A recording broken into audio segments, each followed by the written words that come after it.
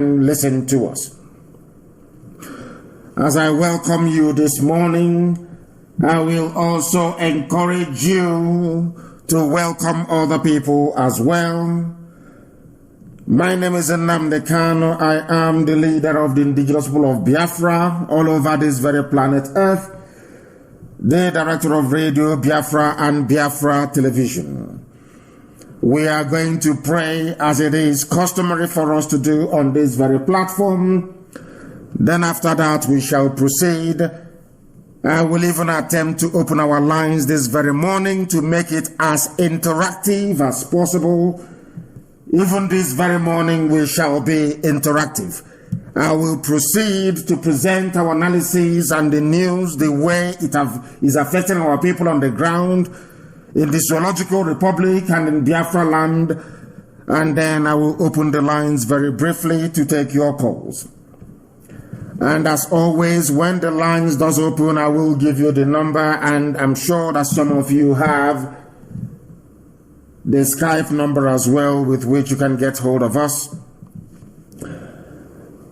Let us pray.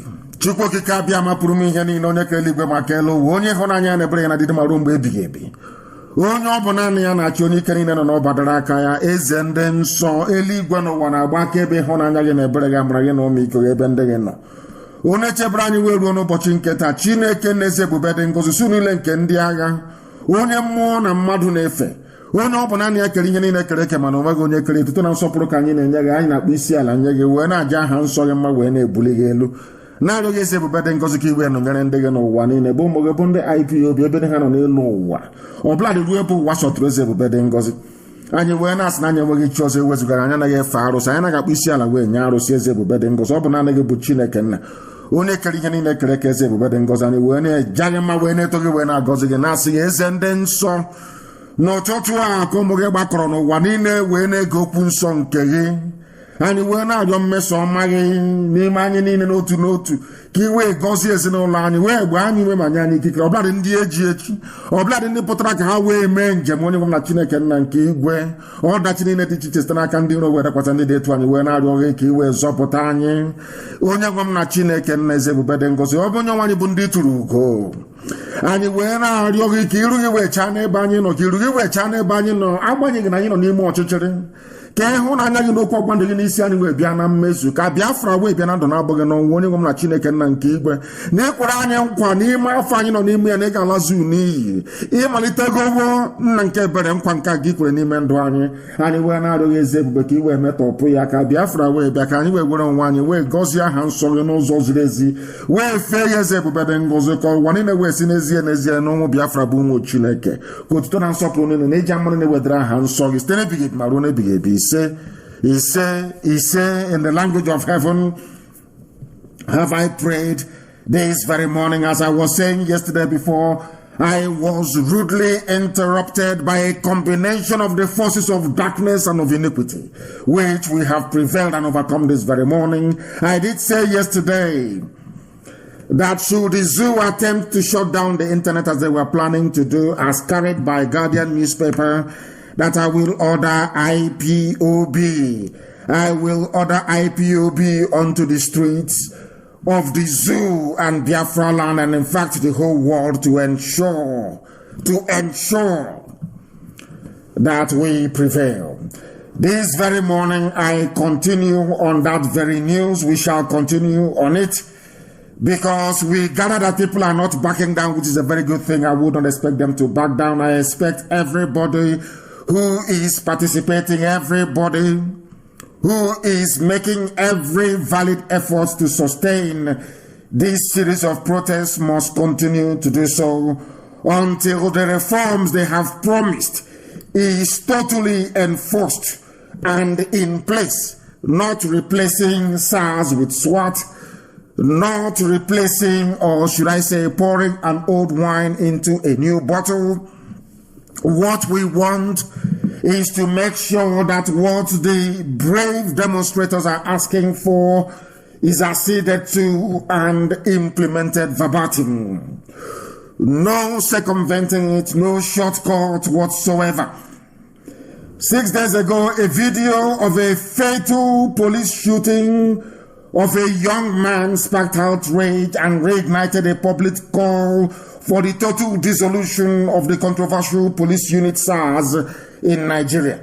The video caused large numbers of people, including celebrities and politicians and activists, to call for justice using the hashtag of war on SARS, end SARS and SARS alert, and SARS must end.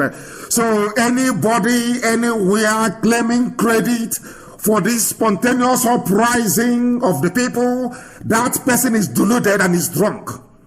Because we understand that some people are going about saying, oh, they are the conveners. They have convened end SARS now. That is rubbish. People have been harboring this very intention from the word go.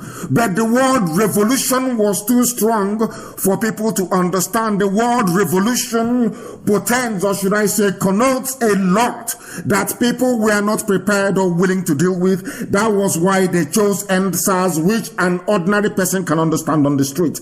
That is the fact of the matter. Anybody coming out and saying that they are the convener, they are the leader of this very revolution that is going on now, that person is drunk, that person is mad, that person is deluded. What I'm reading for you is what we gleaned from Guardian newspaper, because they are the ones reporting that the zoo was contemplating shutting down the internet. And allow me to repeat this very morning, if they try that nonsense, I will unleash the might of IPOB on the streets of the zoo. They are not well. The protests against the police have largely been organized on social media. It has been organized on social media, not by any one single person or entity. This is a spontaneous uprising of the people. So anybody going and meeting with millionaires or with governors, collecting money from them and talking rubbish, that this very protest must end, that person needs to see a psychiatrist because they're not well mentally. This is a spontaneous uprising. It was not organized by anybody. People are fed up with the police brutality, fed up with army brutality, fed up with what is going wrong with the zoo, and they have decided to rise up and to speak with one voice, and that is what is happening right now. Because this protest is being organized on social media, fueled by citizens sharing the experiences of police abuses and videos of brutal incidents, including the beating of civilians and the firing of live ammunition at protesters. The campaign moved from social media to the streets of Nigeria. It's as simple as that. Moved from social media to the streets, with protesters demanding an end to the rogue police unit and wholesome police reform. However, the protesters are not relenting despite the dissolution of the notorious police squad. How can they stop protesting when this is a government that recruits terrorists into the army and into the police? So the mere fact that a Fulani man will come out and say, oh, we have dissolved SARS, because of that everybody should go back and sleep. The same SARS that they have dissolved 4 times in 4 years and nothing came of it. That is why there is need for people to remain on the streets until there is wholesome implementation of all the demands of the people. That is how things are done. They just don't say, come out and promise you, oh, we are going to dissolve SARS, and then you go back home and sleep, and the same monster will rear its head again, even in a more sinister way. That is why we are saying no to that. People must remain on the street. The protest must continue. It must continue. If you want to see a change, the protest must continue. You must remain on the streets. You must come out every blessed day and be able to sustain it. If you don't know how protests are organized in other parts of the world, please, Mali is a very simple and recent example. That is how it is done. You will remain on the street until they accede to your demand. Once you go back home, they will simply move SARS to SWAT, which they've had for many years as well, and then the killing and the mayhem and the Janjaweedism will continue. Therefore, people must remain on the streets. People must remain on the streets. We know that some people have gone, collected money from the zoo government, collected money from politicians and so-called millionaires who are in essence criminals and kleptomaniacs. What we need to do, what people will need to do, is to remain on the streets until all the demands are met. Once you go back in, it is impossible Once you go back in, you can no longer build this momentum again. You cannot build it again in this life. This is the once in a lifetime opportunity to let the world understand that what is happening in the zoo is unacceptable. Now is your time to demonstrate. Now is your time to prove it. And your resilience is what is going to count in the end. You must remain resilient. You must remain resolute. You must remain determined. I am telling you, if you go back to your houses, if you go back to your homes, if you fail to come out every blessed day to protest, believe you me, you can never have this opportunity again. Never, ever again. That is why it is important for the zoo to understand that we are standing by and watching. We are standing by and watching. This very critical mass movement does not belong to anybody or a group of people. Any idiot claiming ownership of this spontaneous uprising of people's anger and frustration should be stoned wherever they are found. We have seen them on the screens of television. We have heard them write and we have heard them speak.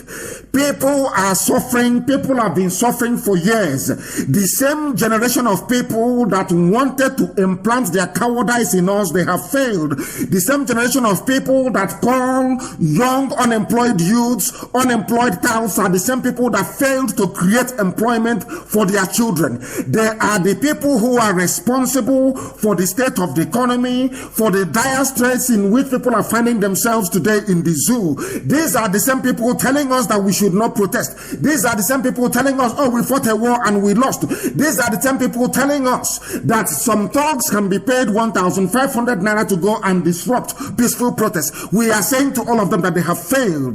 That era of telling us garbage and nonsense all the time has come to an end. Let me make it abundantly clear for the whole world to understand that when the white man was living, the white man had universities, they had schools, they had employment opportunities for our fathers and those before them. But once they took over in 1960, they made life miserable for everybody. The white man provided employment for all of them. They went to school, they graduated, they came out and they found jobs. But when they took over, people graduate these days, there are no jobs. The same people who are responsible for making sure there are no jobs, for making sure there are no factories and no industries, they will come out and open their mouth and say that the youths are lazy, that they're doing yahoo yahoo. I don't understand this. These people are failures. They are failures. These same people who claim that they are our fathers, they are our grandfathers, we know what we have sat down and seen. You cannot see when you're standing up. They are failures. All of them are failures. They are Fanny Ferris of this world, Johanneses of this world, the Pandev of this world, Arewa Consultative Forum. They have all failed. These are the same people asking you now to go back home and not to protest anymore. They are the people that failed to provide the enabling environment for you to have a job when you leave the university. And when you struggle and buy a smartphone, when you struggle and dress properly, they will send their police to go and arrest you, to kill you, to brutalize you, to harvest your organs and to sell it to India. These are the things you must understand. These are the things you are letting the world understand this very morning. That this very generation, the same people who are claiming their leaders, their elders, they are all failures. They could not provide employment for their children. Their own immediate children, they can send abroad, they can give them juicy and choice positions in the ministries. But you, the children of ordinary people, nobody cares about you. And now that you are on the streets, you must remain on the street until your demands are met. They will come to you and tell you, oh, go back in. Your demands have been met. Why are you still protesting? Because their own children are secured. The future of their children are secured. You that are out on the streets, nobody is securing any future for you. You being on the streets today is the only way you can guarantee a future for yourself and your children. Look at this failed generation. I call them the generation of cowards because they have failed. They want to implant their failures in all of you. Look at Nigeria, there is no electricity. Look at Nigeria, there are no good roads. Look at Nigeria, there are no good hospitals. Look at Nigeria, that even foreigners are telling you that the only way you can get ahead in life is by leaving Nigeria and traveling abroad in search of greener pastures. Why are all these things happening? Because this generation now telling you to end this this protest, they have failed everybody. They have failed us. This is a failed generation of leadership. All of them in Senate, all of them in House of Reps, all of them in House of Rock, all this janjaweed, they have failed. Have they provided employment? The answer is no. Have they built good roads? The answer is no. Do you have the infrastructure you need to run a viable economy? The answer is no. What is their job? Because they have failed. The only thing they want to do is to instill their failure in you. Let me tell everybody who is listening this very morning, afternoon, or night, depending on where you are, because it's a live presentation, an unusual one, we know, but it is live. All the same is this. Britain is moving forward today because in Britain there was a revolution. What people are doing today all across Nigeria happened in Britain. That is why Britain is developed. What is happening in Nigeria today happened in France. That is why France is developed. What is happening in Nigeria today happened in Russia. That is why Russia is developed. What is happening today in Nigeria also happened in the USA. That is why the USA is moving forward today. What is happening in Nigeria? Even China had their own revolution. There must be revolution. For you to see an improvement in the lives of the people, there has to be a revolution. That revolution is now, and you must remain on the streets until all the demands you have made are met. If you come back in, you are finished. You are finished. There will be no future for you. Let me tell you what these people do. There is a coalition of corrupt, inept, idiotic individuals in charge of Nigeria. That is something you must understand. Across every tribe, across every religion, across every persuasion and every divide. If you come into Nigeria today, that Nigeria is horrible and in a very terrible state, it's not just as a result of Fulani Janjaweedism. There is a coalition of evil men and women across every tribe intent on maintaining one Nigeria in order to sustain this reign of misery upon our lives. And you must say no to it. You must say, let me tell you something. You see all this Ohanese, the leader of Ohanese, Pandef, they are failures. Let me tell you why they are failures. They went to school. When they, I'm a former this, I'm a former that, former DJ, because the white man provided opportunities for jobs after graduation. They graduated and they found jobs. Is that not the case? They graduated and they found jobs. Ever since they took over the governance of the zoo, now in our own town, when we graduate, there are no more jobs. And when we try to struggle to eat, to feed, they say, oh, you are a Yahoo boy. They will stop you on the streets and they will kill you. They take you to a cause of SARS and they harvest your organs in broad daylight. People have been shouting and screaming about the abomination and atrocities of SARS for very many years. This is to tell you that protest works. Civil disobedience works. It is called civil disobedience for a reason. You must disobey the authority. For your lives to improve, you must disobey them. If you don't disobey them, you are finished. When a child is in the stomach, after 9 months, that child will begin to agitate to come out of the mother's womb. If the mother says no, the mother will die in the process. These are the things you ought to know. These are the things you need to understand. This is what we have been trying to preach to our people. Forget all of them. Oh, this protest has to come to an end. You need to go back home. These are people that have failed. The white man gave them job before, during, and after independence. They gave them a job to do. They went to school. They graduated. They have now come out. Oh, I am an elder. I represent this forum. This is a sociocultural group. Oh, they should come back. Those children, they should come back inside. But you are a failure. You are a failure. You claim you're the leader of Pandef, leader of this. I am an elder. You people have failed. Because if you hadn't failed, if you claim that you are as intelligent as you are, or as you want us to believe, how come all the industries are no longer working? How come there is nothing to be proud of in the zoological republic? Why can't people reason? And to some of those fools that they have given 1,500 to go and disrupt the riot that is going on, you can now appreciate, people who are listening this morning can now appreciate what we have been saying from the beginning. When we have been preaching on this very platform about the need for a black man to reason, some of you didn't quite understand it. Can you imagine that people were given 1,500 to go and disrupt a rally that will improve their lives and the lives of their children? And they accepted. And they went and they attacked innocent protesters. These are the things that we want. These are the same politicians who have not only failed, they have compounded the misery. On top of that, they are saying that people who are protesting should be attacked. Every blessed day you hear them, they want to travel abroad for medical treatment, they want to buy houses abroad, they have investments abroad. Once they are threatened with visa ban, they begin to behave themselves. The places where they are being threatened with a visa ban and miraculously they behave themselves are places where they once had a revolution. The same thing that is about to happen in the Zoological Republic. That is something people must and will need to understand.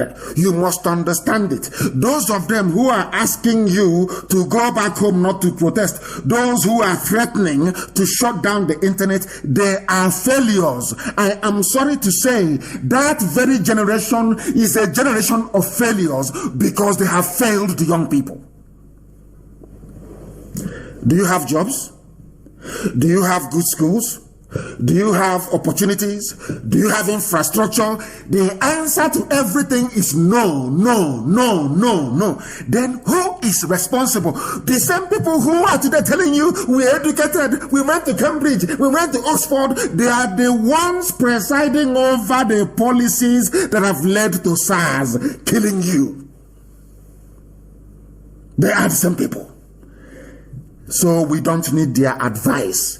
That is something we have been trying to let people understand. Say, oh, they insult the elders. No, these elders are failures. They have failed. They have failed completely. What did they learn from the white man? They claim they are elders. What did you learn? You claim you went to Oxford, to Cambridge, to Princeton, you went to Harvard, you went to MIT. Show us the proof. There is no proof. Do we have electricity? The answer is no. Do we have good roads? The answer is no. Do young people have opportunities? The answer is no, unless you travel abroad. People walk all the way, they trek all the way from Izombe, all the way to Libya. If you are lucky, you will survive on the road. If you're unlucky, you will die. Nobody talks about it. This is the reason why people are protesting. People wake up and graduate and they go and get keke napep. That is why they are out on the streets. People wake up, there is no hope. Every 1 mile you get a police checkpoint. Every idiot is talking about security, security, security every blessed day. Whereas the best security in life is food, shelter, and clothing. You can form every military squad, every police squad, any squad you want in your life. There are only three ingredients to guaranteeing security anywhere in life since the time of Adam and Eve. Food, clothing, shelter. Once people have food, they have clothing, they have shelter, you have solved 90% of your security problems. But in the zoo, they have no jobs for graduates. People cannot even get into decent schools. People who score the highest marks from the south, they cannot get into unitary schools. What are the salaries of their parents? People you expecting to go to decent schools. Some universities in the zoo, they charge an upwards of 1.5 million naira. When the average salary is not up to 30,000 naira in a month. Now, tell me why the people should not protest. I don't understand it. I cannot understand it. People are coming out to protest because they are fed up. They have had enough. They have had enough of this nonsense. If you don't agitate, your life will be that of misery and pain, poverty and deprivation forever and ever. People are saying no, they can no longer have it. Their children are having fun. They are abroad, everywhere. Your senators, your House of Reps, your governors, your House of Assembly members, all their families are well taken care of. They are having fun. So it is in their interest that Nigeria should be sustained. That is something that people must and need to understand this very morning going forward. That is why we are saying that this End SARS campaign must continue. It must continue. You cannot afford to lose this opportunity. You cannot afford to lose it.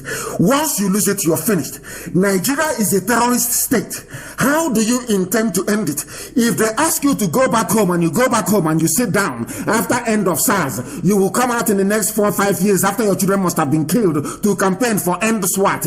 After that must have ended, are you going to campaign separately for end Boko Haram? Are you going to campaign separately for end Miyetti Yala? Are you going to campaign separately for end Ansaru? Are you going to campaign separately for end ISIS in West Africa? What are you going to campaign? Are you then going to campaign separately for NEPA to give you light? Are you going to campaign for bridges and roads to be built? No. You amalgamate all these needs into one.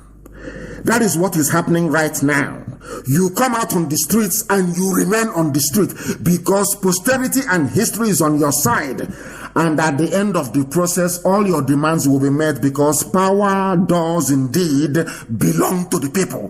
That is something we must understand. That is something we must appreciate. And that is why this very morning, later on today, and also this evening, I promised them, for disrupting our broadcast yesterday, I'm going to broadcast this morning, I'll broadcast this evening, tomorrow morning, I'll still do the question and answer. Very, very important, please. If they shut down the internet, then they will now see what is the proper revolution. Because when Britain was doing what they were doing, their intention is to enslave you. That was the clip we played last, that was on Sunday. We played that very clip. Their intention is to enslave you forever and ever. And being in one Nigeria is a cage designed to enslave you. And I'm very, very happy today that people's eyes are beginning to open. And I want to tell every protest group, wherever you are, and you see, these are the same politicians telling you, oh, we will agree to your demand. These are vampires. You don't know who they are. It is in their interest that one Nigeria is sustained. That is where they feed from. Some of you don't understand. It's a very simple logic. When you have a politician going to bribe thugs to disrupt what will make the lives of the people, of everybody better, then you know what their true motives are. You will now be able to understand their mindset. You will now be able to appreciate the fact that these people are evil. That is what we are saying on a daily basis. It is in their interest to sustain the One Nigeria project. All of them from different tribes, I'm telling you the truth. It is in their interest that one Nigeria is sustained. And we are saying no to it because the more you sustain what should not be sustained, the more your life is being made a misery. That was why Britain put you together in the first place. As you're busy fighting one another, they are busy taking away your resources. It's a very simple, clean way to do it. Once you get two black people fighting, as they have always done to us all the time, oh, it is Izon against Igbo. You are not Biafra, you are Biafra. Oh, you are not. You are from the east. You are from the south. You are from the south. You are from Bendel. Once you allow them to succeed in planting the seeds of division, they will keep taking away your resources. That is why they can take our oil and gas and tell us it belongs to Nigeria. But gold in Zamfara belongs to Zamfara state. What is more valuable in this life than gold? Nothing. It is the most precious metal. In fact, the most precious mineral. But you are telling me that the oil and gas in Biafra land belongs to Nigeria. Why did they succeed? Because they succeeded in telling an Efik man, you're different from Ibibi. Ibibi, you're different from Anang. Anang, you're different from Igbo. Igbo, you're different from Ison. Oh, even Ikure that is Igbo is no longer Igbo. Even Anyoma that is Igbo is no longer Igbo. Ibanke, you're not Igbo. Igorobigoro, you're not Igbo. As we are busy discussing all this nonsense, fighting amongst ourselves, they are busy taking our oil and our gas. A very simple rules, a very simple ploy. But in Zamfara, their gold belongs to them. That is the reason why people must be on the streets. If you lose this opportunity, you are finished. If you abandon it and you go back home, you are finished. You are finished. Your life will be a misery. Some of them now that claim they are the leaders of this, no, nobody is the leader of this revolution. It is spontaneous. Nobody is the leader. Anybody who comes out now to claim their leader is looking for money, is looking for a way that he can get his own share of the national cake, and they will go back home and they will sit down. They will send their kids abroad. You will see them writing and talking rubbish on the pages of newspapers. They will appear on channels television and they claim they are leaders. After all, we are the ones who did the End SARS campaign. Did it achieve anything? The answer is no. Because once you rename SARS to SWAT or whatever nonsense that it is the same group of people. If they can bring out terrorists who have been killing and bombing, maiming, raping, and abducting people and add them into the army, what is it that SARS did that they cannot just simply move them from SARS to SWAT? Common sense. Simple common sense. That is why people must remain on the streets until this whole nonsense is over, until they accede to the demands of the people, and the killings are continuing. They have killed people, it did not work, they now send their thugs. That is what they normally do. And these are black people. What they will now do is to push the narrative. Oh, can't you see, it is not every Nigerian youth that is against SARS. Can't you see that the protesters are being attacked? And you will have some idiots. That is why I keep saying there is something wrong with the brain of a black man. You will see some idiots, some stupid black people, they will stand up and they will say, oh no, it is time to go home. Have they not acceded to your demands? That is the way they behave. That is why they are black. That is why they are backwards. That is why people refer to them as a baboon. That is why people see black people as a set of human beings who cannot reason properly. You move SARS to SWAT and then you have solved the problem. Are you not stupid? Are you not foolish? You have now come out on the streets. They have killed 10 people according to Amnesty International. 10 people shot dead. So the reason why they lost their lives is so that whoever claims he or she is the leader of the movement can go and have meeting with Dangote, can go and have meeting with governors and collect money and come back and be talking rubbish. Are you telling me that is the reason why those people died? The one that died in Obomo, are you telling me that is why the young man died? He died because for you to go and collect money and put in your pocket and say, oh no, it is now time to end this very protest. How stupid can you be? People have died, people are still going to die. That is how revolutions work. But you must remain on the streets. Once you stop, you are finished. If you are attacked by the police, you attack them back. I saw some soldiers, I saw videos and pictures of some soldiers who have now come to their senses, celebrating, or should I say, in camaraderie with the protesters. That is what we need to see. We need to see more of that. The soldiers must understand that the people are fighting for them. The police people must also understand that those who are protesting for better salary for them. They are protesting for better conditions of service for them. They are protesting for better standards of living for them as well. In other words, people must come together to show the corrupt minority, that they do not own our lives. They don't own it. That is something you must understand. They do not own it and can never ever own it. That is why this program this morning is very, very important, absolutely crucial, that it gets to the end of the world. That for the world to understand that this spontaneous revolution, of course I agree that Nigerians were afraid, or some of them were afraid to use the word revolution now, to come out to revolt. They couldn't understand it. Britain will not accept it. After all, BBC is even writing about the end SARS. If you're writing about ending SARS, ending police, ending army brutality, they may support you. But when you talk about the real issue, which is how Nigeria was formed, they will come against you. You will hear, you will observe radio silence. There will be media clampdown. There will be censorship. They will refuse to report the truth. That is the way they are, because you are affecting their business interests. If it is SARS, army, or whatever, they can agree with you. But in Britain, what I say to them is that in Britain, before you became who you are, Oliver Cromwell led a revolution against a corrupt monarchy, the monarchy of King Charles I. That is why Britain became, that was the reason why Britain became great. The reason why France became great was because the people had, they had enough, and they said enough is enough. The same thing that is happening today. In other words, if you want a better society for yourself and your children, what is happening now with End SARS protest must continue. It must continue.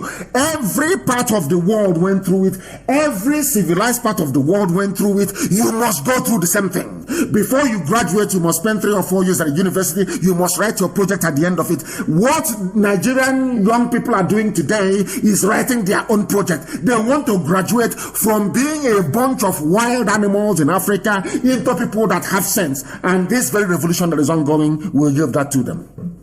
To give that to them. That is something you must understand. This is a live presentation, please, on this very Thursday morning. The time now is approximately 17 minutes to 9 a.m. in the morning in the blessed land of Biafra. It is a live and direct program to the entirety of humanity. We are not stopping because we are unstoppable. The revolution now started and stopped because people couldn't understand it. Their brain could not comprehend it, but now they understand the brutality of SARS. Somebody can quite readily and easily relate to it that SARS are a very horrible bunch, very horrible set of people. Very, very horrible. That was why politicians, the same politicians, you say, don't attack SARS protesters. I have told the police not to attack them. They go behind your back and organize their thugs to attack you. APC will go behind your back and tell that useless tramp, that prostitute Loreto Noche, to go and organize, pay 1,500. And you're telling me you want to be in a country with people that reason that way. When we were talking before, people say, oh, you insult black people a lot. Every time you insult black people. And I keep saying to them, can you see somebody collecting 1,500 naira? 1,500 naira, $3 to go and disrupt the future of his children. And you're telling me that such people are human beings. Now you understand why we speak the way we do, why we do things the way we do it, and why we must not only end SARS, but end impunity and end corruption.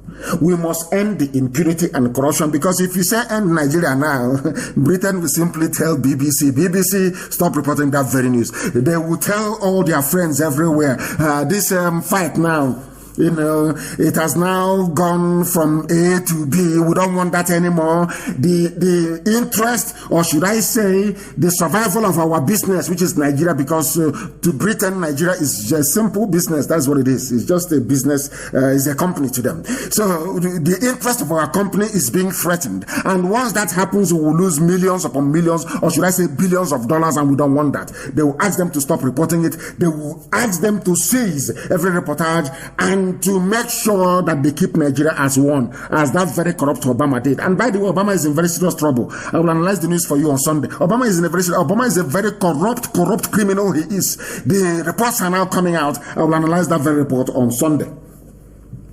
We are live and we are direct, and very shortly, as I did promise you, our lines are going to open. I'm going to truncate this program this morning and just skim through it very, very speedily so that I can open the lines for the whole world to voice their opinion, their anger, their frustration, and above all, support for what is happening on the ground in the damnable zoological republic. Only 1,500 naira to disrupt a peaceful protest, and people accepted it. That is the zoo for you. Now, what you hear is Bloomberg, BBC will say, oh, but there are some youths who support SARS, and mind you, the integrity of Nigeria should be sustained. I saw the tweet from United Nations, exactly what we've been saying. Those are the criminals telling you that Nigeria should be kept as one because of what they're getting from it, because of the looting that is going on, because they are partakers in the process of the loot coming out of the zoo. They are not concerned about the well-being of the people. What they are concerned about is keeping Nigeria one. Go and check their tweet. You will see that they are worried about stability. What stupid stability? People are dying. When England carried out a revolution, Cromwell's revolution against King Charles I, did anybody care about stabilization in Europe? When French people were revolting against nepotism, against a suffocating royal regime, or should I say, a suffocating monarchy, did anybody complain and talk about stability? When Russia rose up in 1917 to fight the Tsars for ordinary people to rise up and take control of their lives, did anybody talk about the regional stabilization? When Yugoslavia broke up, did anybody talk about stabilization? Why is that when it comes to Nigeria, all this nonsensical garbage about stabilization will begin to come out? People must remain on the streets. They have to be there. People must be there on the streets until this whole nonsense, this whole zoological republic comes to an end. We know that the BBC will not report, because BBC, you can hear them very well. That is what they do, and they do it perfectly well. The young Nigerians who forced the president to back down. Which president backed down? BBC is trying to promote the fact that Yusuf Mohammed Abubakar is the president. That it is in their interest to do it. Why are you saying that they have backed down from what? Moving from SARS to SWAT. The same people recruiting. Now, people must intensify this very protest to focus on the fact that Nigerian government, they are busy recruiting terrorists into the army and into the police. Into the army and into the police. Can you believe such nonsense? That is the reason why they kill people without any remorse, because they are these people they say, oh, come to Abuja for the orientation. The same way they reoriented Boko Haram fighters and now integrated them into the army and into the police. Is that what you're trying to say? Is that what you're trying to justify? Can you say the way they reason? These are terrorists. How can you reorientate terrorists? How is that possible? You put them into the police, into SARS, and now see what they're doing. They are killing people left, right, and center. And that is why BBC's coverage of this very incident, from the perspective that Yusuf Abubakar have actually changed his mind, is absolute bunkum, absolute rubbish. They've not done anything. Moving SARS to SWAT is rubbish. It doesn't mean anything at all. It doesn't mean anything at all. What we are talking about is that the root cause of all these myriad of problems is Nigeria itself, and something must be done about Nigeria. Something must be done about Nigeria. IGP sets up new special weapons and tactics unit, SWAT. They never have anything of their own. They always copy. You know, black man always copying. SWAT in America. Is an insult. And we were doing our research yesterday, and we understand that SWAT is actually trademarked. It's a trademark. SWAT, Special Weapons and Tactics, is a trademark. A registered trademark. So the IGP, somebody should tell the inspector, the Fulani Inspector General of Police in the zoo, that SWAT is actually copyrighted. They cannot use the name. That's how foolish they are. No research. They just wake up in the morning. They can copy whatever name they like. Because a white man has done it and is working. Where you have SWAT in America, people are civilized. People are learned. People have common sense. You don't have thugs. Politicians do not have thugs who will come out on the streets to disrupt peaceful protests. In America, that you are trying to copy their SWAT, their special weapons and tactics are trained to remain inside the barracks or inside the station. Only when there is an armed robbery. Only when there is a high incident of that magnitude where public safety is threatened, will SWAT team be mobilized. And once they are mobilized, they go to the scene of the crime, they finish, they go back to their barracks, and they drop their weapons and their civilians the next day. You are talking about special weapons and tactics. The DF doesn't even know that it was copyrighted. You cannot just use it. But they have used it in the zoo. And I'm sure that somebody is going to sue them to court in America. Mad people everywhere. You're forming special weapons and tactics. And the funniest thing is, as I reported on my page, the funniest thing is that they have this SWAT team already. It is already existing. They have it because on September the 3rd of 2019, that was last year, September the 3rd of last year, over a year ago, the federal government to deploy, this is the headline from a Janjaweed, the Fulani online newspaper, Premium Times, insecurity, federal government to deploy vehicles, SWAT team to Southwest. So this SWAT team is already existing. And who are the people in it? The same useless Fulani terrorist Janjaweed. They are the ones who are there killing people. They are in the SWAT team. So SWAT team is already existing. They cannot lie. It is there on my page. September the 3rd of 2019, it was a headline on Premium Times, a Fulani newspaper, a Fulani online newspaper. So they have SWAT already. This is the same people that BBC are telling us that Nigeria's president accede to the demands of the youth, accede to their demands, but SWAT team is already existing. There is a SWAT team already existing within Nigeria's police force. So they just move them. That's what they do. Once they mess up, Fulani Janjaweed, once they mess up, they just change the name of the organization. That's what they do. They think everything will be okay. Just like some stupid African countries, when they are running hyperinflation economies, they think that by changing the currency, they can solve the problem. After 2, 3, 4, 5 years, the same problem comes back again to haunt them because they don't understand, they don't learn. As I kept saying, as I was saying earlier today, these are the people that the white man gave everything today. When they were going to school, some of these your so-called elders, when they were going to school, every Sunday they will have one whole chicken at University of Nigeria and Suka UNN. They didn't pay any school fees, no tuition fee, nothing. No boarding fees, nothing. They will eat one whole chicken, one person to one chicken every Sunday. Go and ask those that went to the so-called federal universities. The white man gave them everything. When they graduated, they had a job. When it is now their turn to provide the same chicken that they had at the university, to provide the same employment that the white man gave to them, they are now calling you a lazy youth, saying you are doing yahoo yahoo, insulting you every day. When you talk, they will unleash police and army on you to go and kill you. These are the same people that had everything from the white man. The white man did their job, provided for them. When it is now their turn to provide for us, they have said, no, we are not going to provide anything for you. Go and do it yourself. Was that the same thing the white man did to you when the white man was there? These are the idiots calling themselves elders, a socio-cultural group. When you are an abject failure for nearly 60 years, you cannot supply electricity for up to 4 hours in a day. You cannot do it. For nearly 60 years, there are no schools being built. For nearly 60 years, no good roads, absolutely nothing. The only infrastructure they engage themselves in are those infrastructure that will give them kickbacks and handbacks so they can become instant billionaires. And they'll come out the next day and tell you, I've been fighting for you. And you foolishly believe them because you're a numpty, because you're a fool.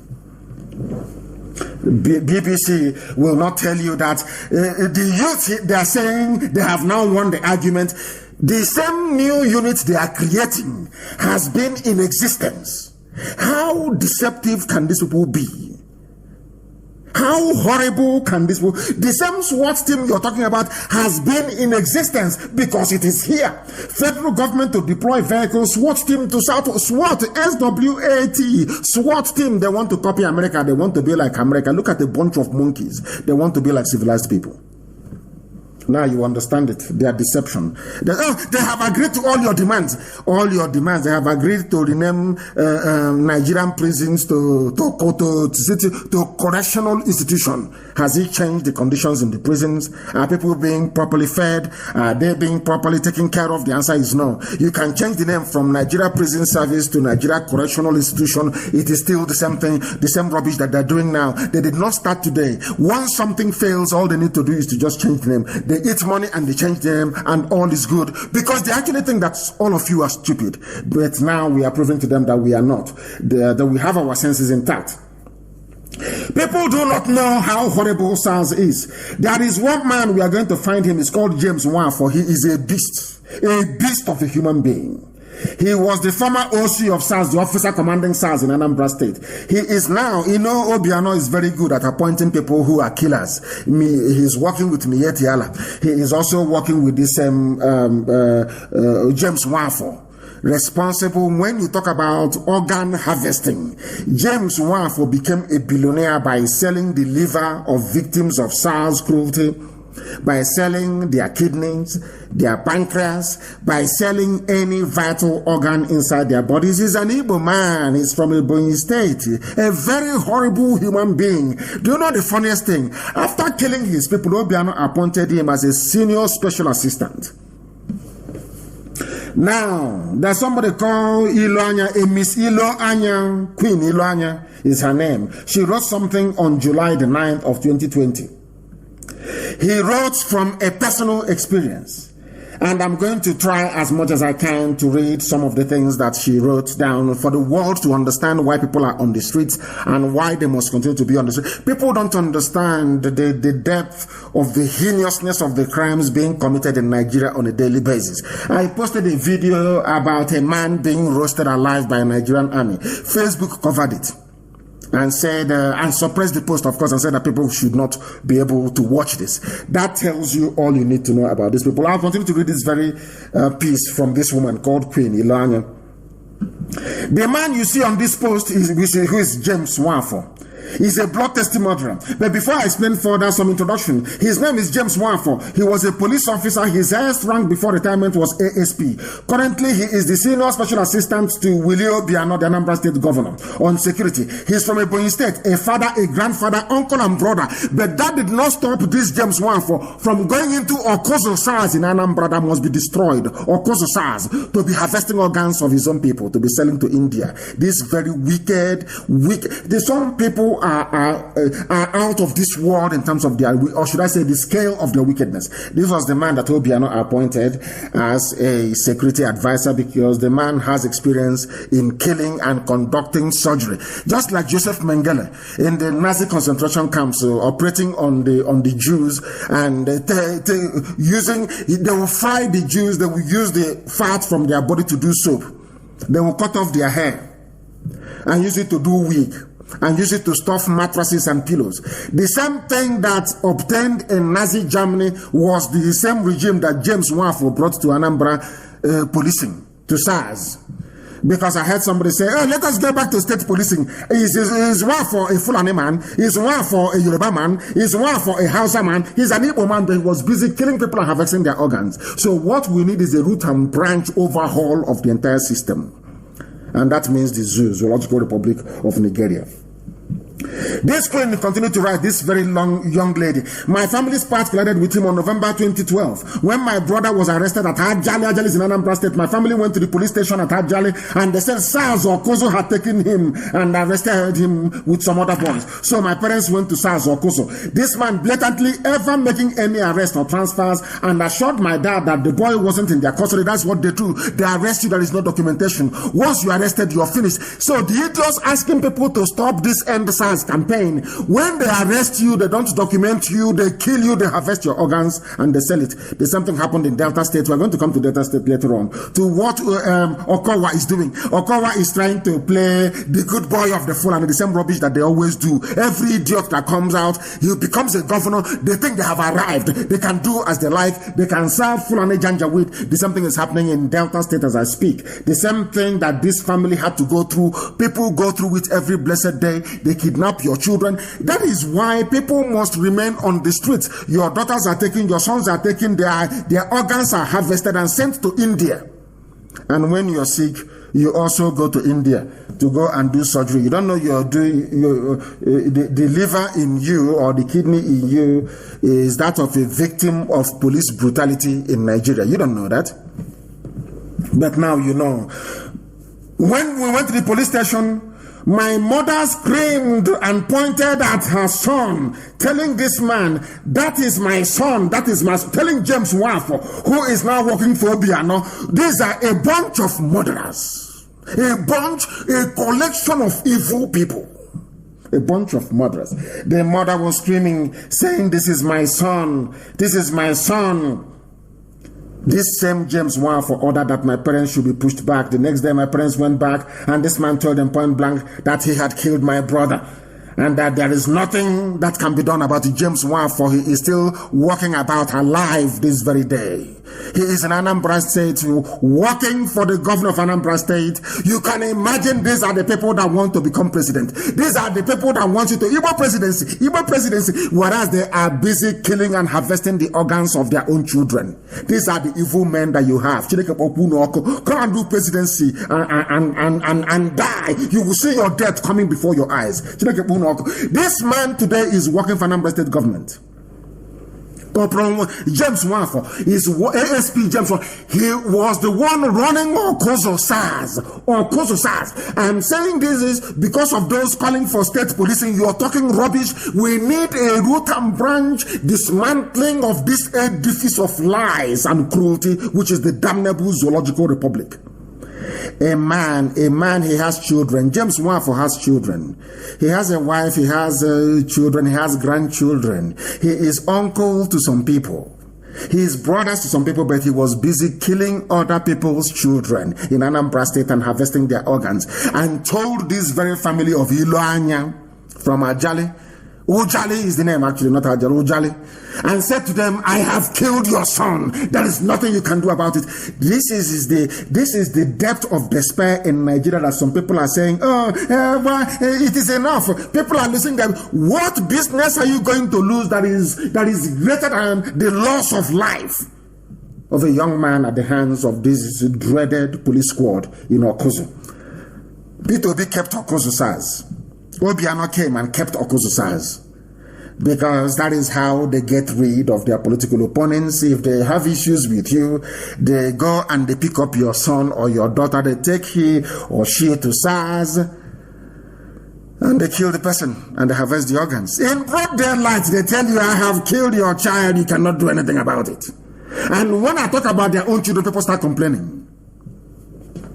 But they have children. They don't know that people can do the same thing to their own children. They have children. This is what I'm saying to Facebook. Do you understand what you are covering? By covering the zoo, by protecting the zoo, by banning people, by suppressing our posts, do you see the amount of evil you are helping to cover up? We don't hate anybody. I remember before we were preaching and they said you hate Yoruba. I say you're talking rubbish. I have relatives who are Yorubas. The same thing today that are peddling their myth that I hate Fulani. I hate Fulani Janjaweedism. I hate the Fulani Janjaweed. I can't hate you if you've not done anything to me, anything bad to me. Tell me why we must love these governors. Look at what they are doing. James Nwafo, look at what he has done told the mother to her face, I have killed your son. I work for SARS Nigeria. You cannot do anything about it. And people are asking us to go back home. Very soon, the order is coming. Let us see if they can sustain it for 4 more weeks. Because once IPOB steps in, that's the end of the game. So we want to see if they can sustain it for at least up to 4 weeks. We know they're going to bribe them, because if they know that IPOB is coming into the protest in a big way, they know that it's game over. So they will go and bribe those that they claim are the leaders. That's what they always do in the zoo. The best way to conduct a revolution is not to have a leader leading that very revolution. Spontaneous uprising, spontaneous, eruption of anger should not have any leadership. Because once you have a leader in the zoo, they go and bribe the people. They are not like IPOB, they are not like us. We are unbribable, we are unbuyable. But look at the idiots, you go and bribe them and they start talking nonsense. That is why the story of this very family is very moving this very morning, and we must read it. However, lots of people, including some SARS officers, said that he was bluffing and wanted us to bring money. That is what they do. Extortion is also part of their game. So we brought money, yet he refused to budge. We sold lands and took money in bags, yet he didn't budge. When we went to the Commissioner of Police in Anambra State, as at then, this man's name is Bala Nasarawa, another Janjaweed from the north. He called Mr. James Nwafo, and he claimed they had a shootout with armed robbers, and probably that my brother was one of them. The brother that the mother saw Korokoro with her live eyes and said, this is my son, you're holding my son, give me my son. A mother was crying, dying, rolling on the floor, begging everybody, including the governor of the state, including Commissioner of Police, saying, please give me my son, I can see my son, he's alive. James Nwafo came and said that the boy died during a shootout with armed robbers. The same boy that the mother saw in police cell is now dead. His organ frozen and on the way to India. That is Nigeria for you. People don't understand what we are fighting. Facebook, let me tell Facebook in Lagos, there is no difference between a Facebook cooperative in Lagos and those people that accepted 1,500 naira to go and disrupt the protest. There is no difference between you two. All of you took money from the government to try to protect an evil regime. Evil regime. And I want to ask those working for Facebook, I want to ask those who are claiming they want one Nigeria. If you're a father or you're a mother, can you imagine going to a police station, seeing your child in police custody? The next day, the police will come and say that that same child in their custody died during a shootout with the police. So the police opened the cell door, or the boy turned into a witch or a wizard and left the prison, left SARS detention center and went to commit armed robbery. With which gun? We ask. That is the reason why some of you must reason, especially those working for Facebook. I know that some black people don't have conscience. I know that some black people, they personify evil and the devil himself. But you must understand what you're doing. You must understand what your suppression is doing. You must understand that anytime you ban somebody for speaking the truth, you are encouraging SARS to kill the next innocent victim. Mr. Balana Sarawa obtained a report from James Wafo claiming that my brother died during a shootout with the police because my brother was an armed robber. The same brother that my mother saw inside the police cell. Then Mr. Balanasarawa looked at my parents in the eye and told them that there is nothing further he could do since Mr. James had denied ever arresting or detaining my brother. The same brother that I saw in the police station is now dead, killed at the hands of James Wafo, who is now working for Obiano, a gang of murderers. They get together, they decide to kill in the name of one Nigeria because they are getting something from it. The same thing that Kotma used to do when the white man was around, the same thing that Nwadishi used to do when they were around, when they appointed their warrant chiefs all over the place. The warrant chiefs was doing the bidding of the colonial masters against the traditions and the norms of his people. Very, very sad indeed. The same thing has continued. Or should I continue reading? Of course not. The same Okozo SARS, they have now transferred people from Okozo SARS to army barracks in Onitsha. They don't know we know all of this. They have now transferred them to army barracks in Onitsha. And I want people who will always support Obiano to come out and tell us the reason why Obiano will employ somebody who blatantly is murdering and harvesting organs of people as his senior special assistant on security or advisor on security. Senior special advisor on security. Do you understand our anger? It's not that we hate anybody, but when you understand, should I say, the catalog of crimes committed by these people, when you understand their insensitivity, when you come to the full realization that they are not working for your interest, you will have no other choice than to develop a measure of hatred towards these people because they are evil. They are evil. How can you employ somebody who is involved in the killing of innocent people? As a governor, you claim you're the governor of a state. You employ somebody who is a blatant murderer. How would you feel if any of your children were the... That is one thing about white people. That is how they reason. Before a white person does anything, they will put themselves in the shoes of that person and say, how come, or how about if this were to be my child? How would I feel? They put themselves in the position of the parents of this young man who have been murdered and the organs sent to India since 2012. Very, very sad indeed, isn't it?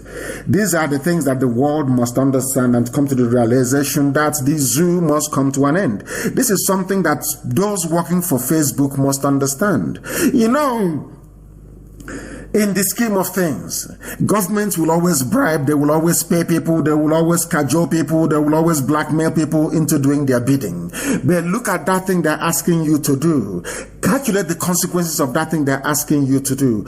And wait and ask yourself, how about if it were to be my child that has been arrested by SARS, killed, and the organs harvested and sent to India? How would I feel? That is the monster that people are confronting on the streets. That is why coming back or stopping this very protest it will set you back very many years. End SARS protest, as we said. Secret meetings of governors, billionaires, and 7 people spark outrage. People are quite rightly angry. People who are now coming and claiming, oh, I started it. I tweeted end SARS. It is the beginning. It is me and one of my friends, Oluwole, who started it. Because of that, they must call us to a meeting, and they have called them to a meeting. And now, listen very carefully, please. That's the thing about black people.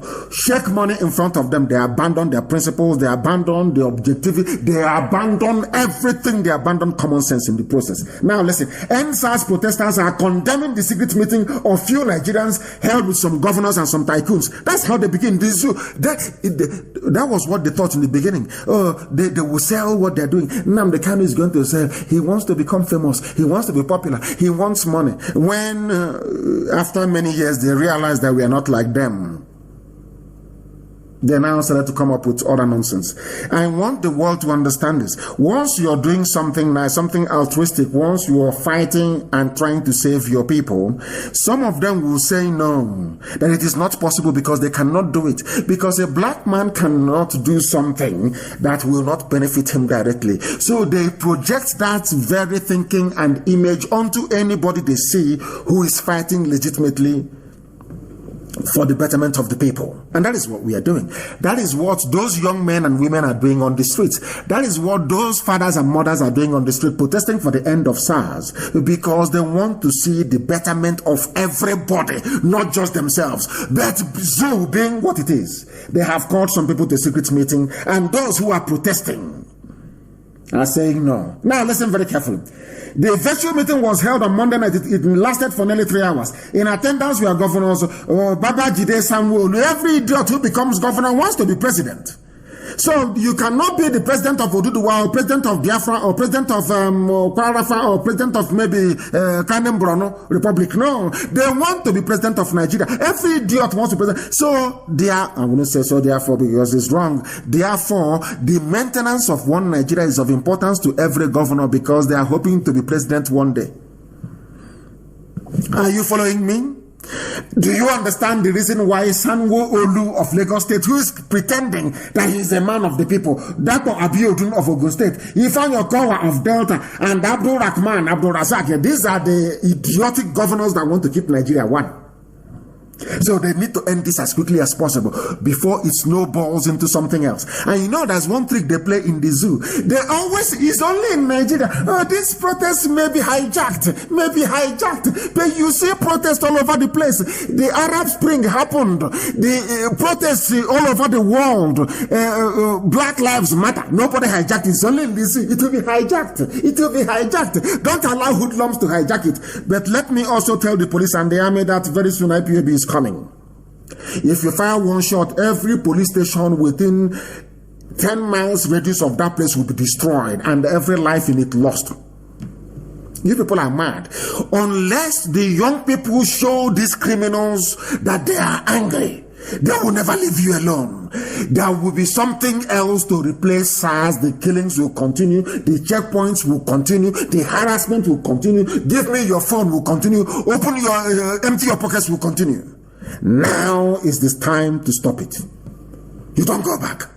Because people have died, you don't go back. You must continue. You must continue what you're doing. And I'm very glad that they did us a favor this very morning, of course, because they shut down our broadcast last night. This morning, the whole world is listening to what we are saying. This morning, people are preparing to go and protest. And you must protest. It is your right to do so. You must protest. You must protest.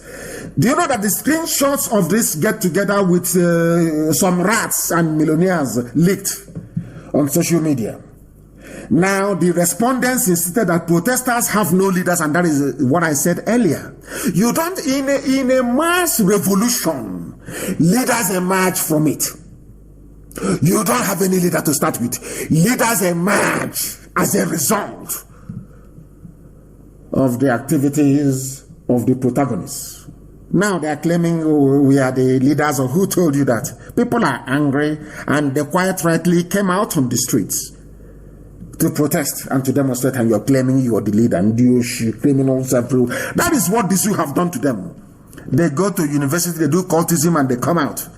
Any opportunity they see, they want to hijack. Any little thing they see, they want to take, and they want to take glory. They want to hijack it and to make money from it. Not to hijack it to be of any use for the wider cause, but to make money out of it. Trouble started after Dipo Awoji there. He's in London, protesting in London, announced on Tuesday that he and others were in a meeting. And what they disclosed that 7 of them met with some leaders of the private sector. Just imagine.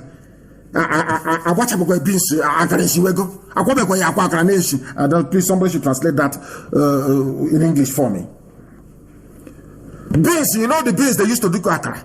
The beans has not even soaked. They've not removed the skin of the beans to grind it. Yet akara is already smelling. Just that somebody came out Something that we have all done in the past to lead a protest, a mass movement, a protest in London. He was called immediately. Governors are calling you, millionaires are calling you, and he abandoned everything he's doing. He went to go and have a meeting with governors, hoping that money will come out of it. That is how they behave. That is how a black man behaves. Oh, throughout all the Black Lives Matter campaign in America, did you hear about anybody having meeting with Trump and Bill Gates and Elon Musk and Warren Buffett in order to stop it? He's only a black man. Only in Africa. Only a black man. He led a protest for 30 minutes. He was in a meeting for 3 hours negotiating for money. Negotiating for money. They have not started this one, a Tibetan blender. They have first started frying akara immediately. That is who they are. Now, let me tell you what they said. They pleaded with us. This is according to the person who claims is London organizer. They pleaded with us either to stop the protest or to protest peacefully. They promised to move mountains. And act to them. To move mountains means if it's money we give you, anything you want we give you. Okowa wants one Nigeria to continue. He is the governor of Delta State. All the state allocation security budget is going into his pocket. His children are abroad. Everybody is living large in the Okowa family. All these governors, everybody, they want Nigeria to be one because they are benefiting. Their family is benefiting from it. Some of you don't understand this, but we are here to make it very clear to all of you, that you may appreciate the enormity of the task ahead of you. They gathered together. Very, very sad indeed. Only in the damnable zoological republic. That was why I issued a statement published by every major newspaper in the damnable zoological republic, asking them not to compromise. Vanguard carried it. A lot of them carried it. Don't compromise. IPOB leader Kanu tells you must not compromise. Forget all those idiots. In Biafra, we had it. People saying that Biafra this, Biafra that. They gave them money. They started building hotels, and they forgot about the movement. Once every 8 months, Mustafa will prod the idiot to come out and say something to confuse the gullible that is still interested in the fight to restore Biafra. When it is a lie, he's busy building hotels. The mountain is in front, and he's resting. And I asked them, why are you building hotels? A hotel in Nigeria. Imagine what I do with hotel. If you claim you love your people should also love you. Anything you want, they will do. If you want money, if you want to be chewing gold and diamond every day, Biafrans will give it to you. Go and get them Biafra first. The idiot is busy building hotels. And a human being will rise up and say that this is a freedom fighter. A hotelier building hostels and hotels. That means you don't believe in what you're fighting for. The same thing is happening in the zoo, and that was why I warned them. You must not allow this mentality to creep into your head. I'm going to play something for you. One of them appeared on Kakaki on AIT talking rubbish. Hear what this young man has to say, and you understand that a black man has a problem. Consistency is their problem. They are never consistent. Before you come out to lead the people, you must give your life to God Almighty in heaven. Listen, please. These are the so-called revolution people. Look at the idiot. Listen, please. Listen. Things there, but the extract of the 5 that the public, brought out was also considered. That look, this is what the public has released outside what the NSAS Reform Police NG advocacy has sent to the government. We want you to adopt all these things without questions. And the idea adopted. And yesterday, it was confirmed that the presidency adopted every single thing as demanded.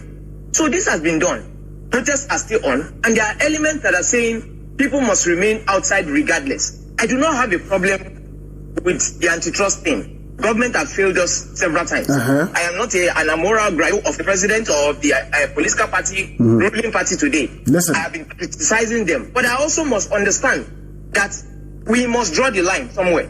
There are people whose businesses are collapsing. Are you hearing this typical black man? His name is Wosanya, whatever his name is. He's typical black man, black. We must draw the line somewhere. Are you drawing the line? Have you gotten to the finish line? You're running a 100-meter race. After running for 20 meters, you now draw the line and end it yourself. Whereas the end line of 100 meters is nearly 80 meters away. Do you see how they reason? It was because of people like this that I issued the statement that protesters must continue. You don't have any leader. That is the only leader you have is those list of demands that you have made, and they must be met. And the idiot opened his mouth and said, there are antitrust issues with, you know that the government is not reliable, you know that they cannot be trusted, they have ended SARS 4 times in the past. You also know that the SWAT team that they claim they are going to form is already in existence. Already. Yet you want people to stop protesting. Do you see? He is one of those now that have meeting with millionaires. Now he's smiling. He's now a good Nigerian. We need to consider businesses. But before you claim you started the protest, did you not know that the businesses of people were going to suffer? When during COVID-19 you were locked down for nearly 2 months, you did not die. Only protest of 1 week and you're complaining. This Yogi black people. This is the reason why I castigate black people. No consistency, no honesty in some of them. Very, very sad indeed. Very, very sad indeed. Let me play it for you to listen, and then I'll give you his full name. Listen, please. There are things, headlines that need not be, as far as I'm concerned, associated with the NSAS NG advocacy, which stands to bridge institutional gap and not to become the demon or the devil that they are sizing or they are standing against. We must not harden the life of Nigeria or worsen the situation of Nigerians because of our grievances. Imagine this as a security concern. There are some people who feel that the scrap of SARS is an injustice. They gather themselves together and start blocking roads as well. They have their right to protest, they have their right to gather, and then there is certainly going to be a security issue where there will be clashes and where there will be violence. What do you expect police to do? Stand? From being anti-police, he is now campaigning for police to intervene in case there are people who are pro-SARS coming and attacking people who are anti-SARS. Can Chineke mean the black man? Sometimes they say I have issues with trusting people. I trust people, but I do know that they are not made or designed the way that we were. We are made differently. We are designed differently. Do you see the way he was in let me get the idiot's name. Let me get the fool's name. I want to get this idiot's name. Hi, Chineke and this Yogi, black people. Unbelievable. Unbelievable. He was on the front line for only 30 minutes. He was in a meeting with billionaires for 3 hours. After leaving the meeting, he is now talking. Let us not allow our grievances to go. His name is Segun Awosanya. Segun Awosanya. Segun Awosanya. These are the charlatans, opportunity, just waiting and waiting and waiting, because you sent out a tweet and the tweet had End SARS on it, and now End SARS is trending all over the world. You think it now belongs to you. You've now gone into a meeting with your governors and so-called billionaires. They have given you money, and look at the rubbish coming out of your mouth. Democracy is a game of numbers. If you have 10 million people who are protesting to end SARS, and there are 500 people who are hired thugs of APC, given 1,500 naira to come and stone them, and you tell them they have right as well. If you have right as well, go somewhere else. Those who were protesting in Abuja were at the beggar roundabout. Those protesting, those who claim they are pro-SARS, could have gone to Ashokoro, go to Asorok and stay somewhere else. But I know why they brought them. They brought out all these anti-SARS people or anti-end SARS people in order to stop people from marching to Asorok and demanding to see Yusuf Mohammed Abubakar face to face. That was why they brought them out. But by the way, they are in the minority, a very insignificant minority. That is the zoo for you. This young man, Awosanya, knows very well that the same way they changed the name from NEPA to PCHN, it has not stopped the darkness from enveloping the zoo every night. Changing SARS to SWAT will mean nothing. But he doesn't understand it. But he's educated though. He's a learned man. He's an intellectual. He's an intellectual. He opened his mouth and said there are trust issues with Nigerian government. The same idiot saying there are trust issues opened his mouth again to say the other people protesting to keep SARS, they also have their rights too. When Marie Antoinette and Louis the 14th, King Louis XIV was overthrown in France, there were those who were pro-monarchy. When the Romanov family was kicked out of Russia and killed, in fact they were killed, the Romanovs, the Tsar, there were people who were pro the Tsar. When George Washington led a revolution in America that he kicked out the British, there were those who were sympathetic to Britain. They wanted colonization of America to continue. Even when Nelson Mandela was fighting to end apartheid, Mangosuthu Buthelezi, more like, as you speak in our language, was siding the apartheid white regime. The Inkatha Freedom Party was fighting ANC. For those of you who don't know history, who is talking about the pig in the creek, that dirty pig who can no longer breathe properly. Why you cannot all be together? There are those who will work for the oppressor. Mangosuthu Buthelezi was working against Mandela. He asked Inkatha Freedom Party members to attack ANC rallies. For some of you who don't know history, I am teaching you history. Did it stop South Africa from ending apartheid? Did it stop Mandela in what he was doing? That is something that this idiot needs to understand. He needs to go back to school or listen to Radio Biafra more often. His life will no longer be the same. He will change as well. He will acquire some modicum of common sense and be able to apply reason and logic in all his discourses. Federal government released link 75 billion naira. Listen carefully. They want to buy them over. You know what they did yesterday? You know, I want to let this boy and any other idiot out there who is telling people stop. I want to tell you how deceptive Nigeria is. I want to tell you how awful, how devilish Fulani Janjaweed is. This is something you must place in your brain this very morning. Now listen very carefully. This is yesterday. The federal government has given out a link for Nigerian youth to access funds for investment. They want to bribe them now. The investment fund was launched in August. Support innovative Nigerian youths who are not above 35 years of age.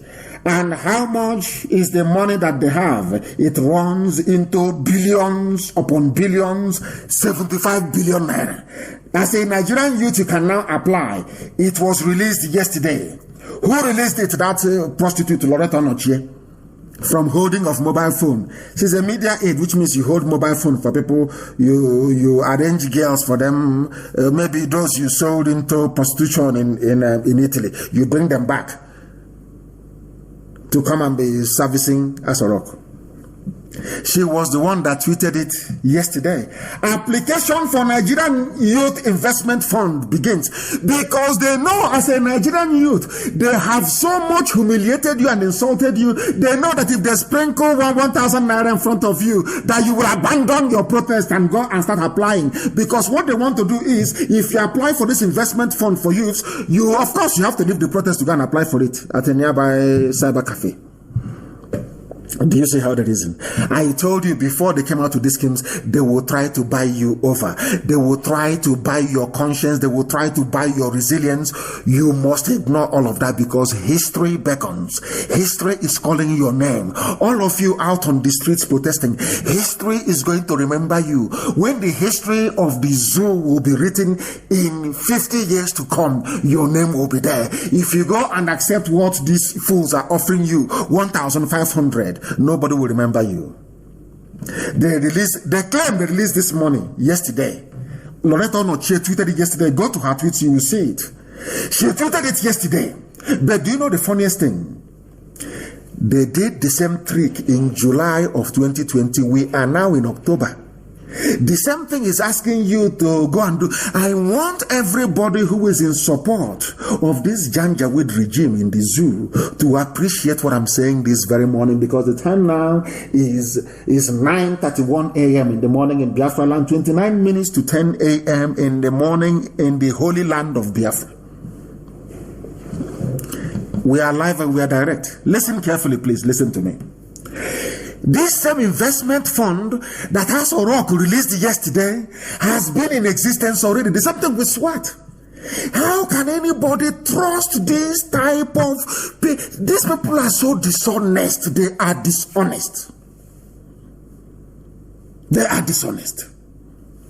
They want to buy you over. They did not tell you that this investment fund has been existing before. Please, somebody post it on my page. Nigerian Youth Investment Fund, federal government cash transfer, NYIF loan of 75 billion to Credit Microfinance when 22nd of July 2020. 22nd of July 2020 is, they released it then.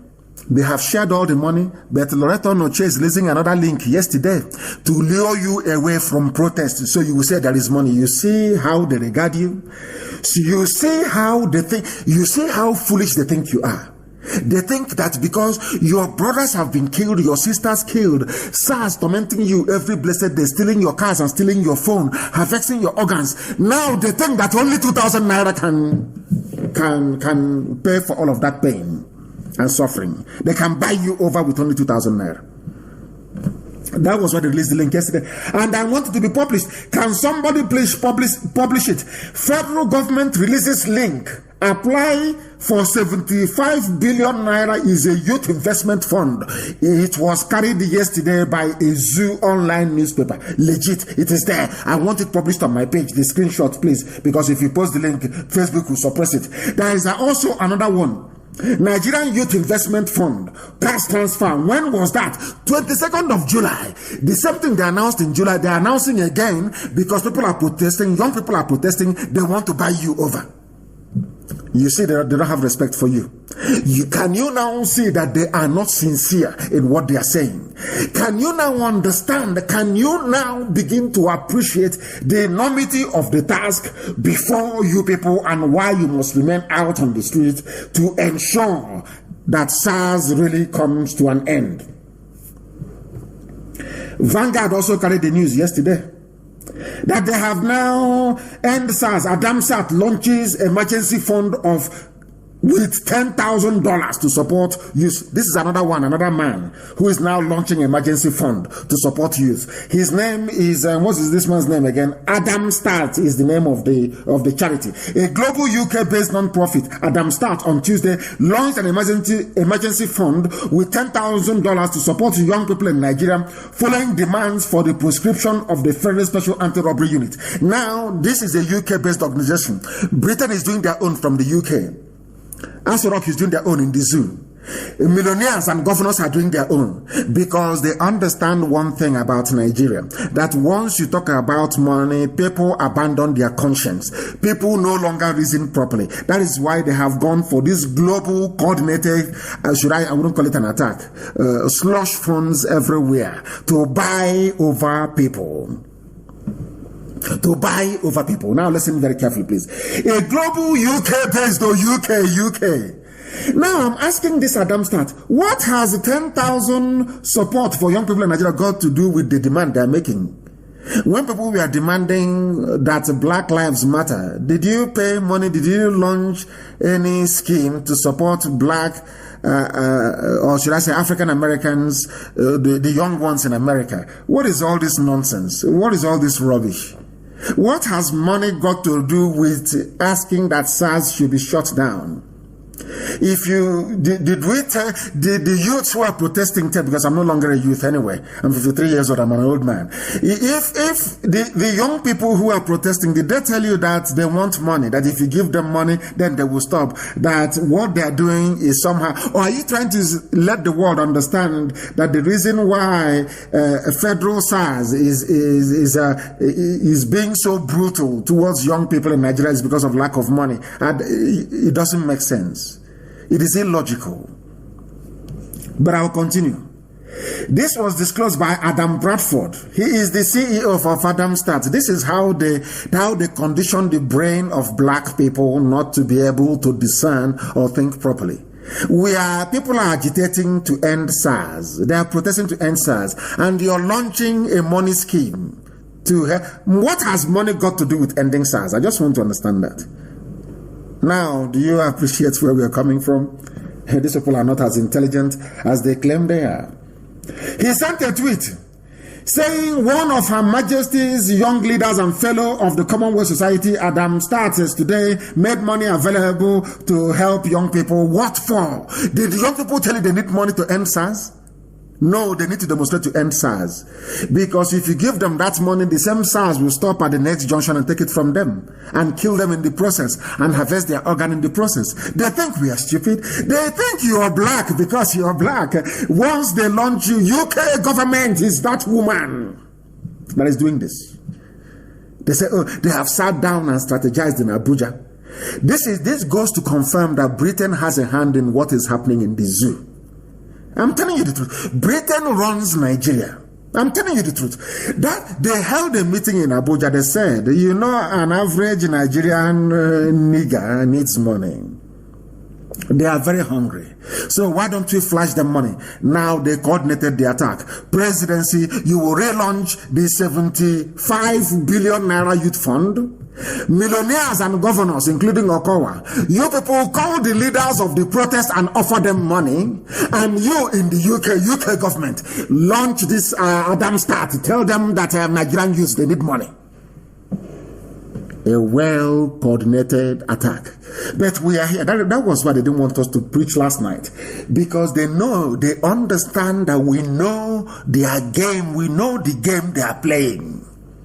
They want to buy you over with 2,000 naira. Now, you're claiming there are no SARS on the road anymore, but army checkpoint is there, police checkpoint is there.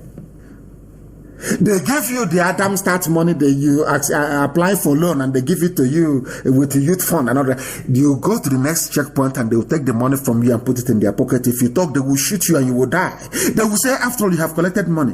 That is the same principle behind election rigging. When a politician brings his bags of rice and bread and all the rest of it and you take it from him, he now has the right to go and rig elections and you do nothing about it because you've sold your conscience. You can no longer protest. Do you understand? Do you understand their game plan? Britain has floated their own fund for end SARS youths. Presidency have floated their own. Governors and millionaires have floated their own, chasing you with money, and they know that very soon you will fall. They know you're going to fall. You will fall. And once you fall, this whole program, this whole revolution has come to an end. And then you go back and start crying once again. And who knows, you will be the victim this time around. I want to point out their lies, their flaws, what they are doing. I want the world to understand that this noble family of IPOB, we understand the game in the zoo. We know what they are doing.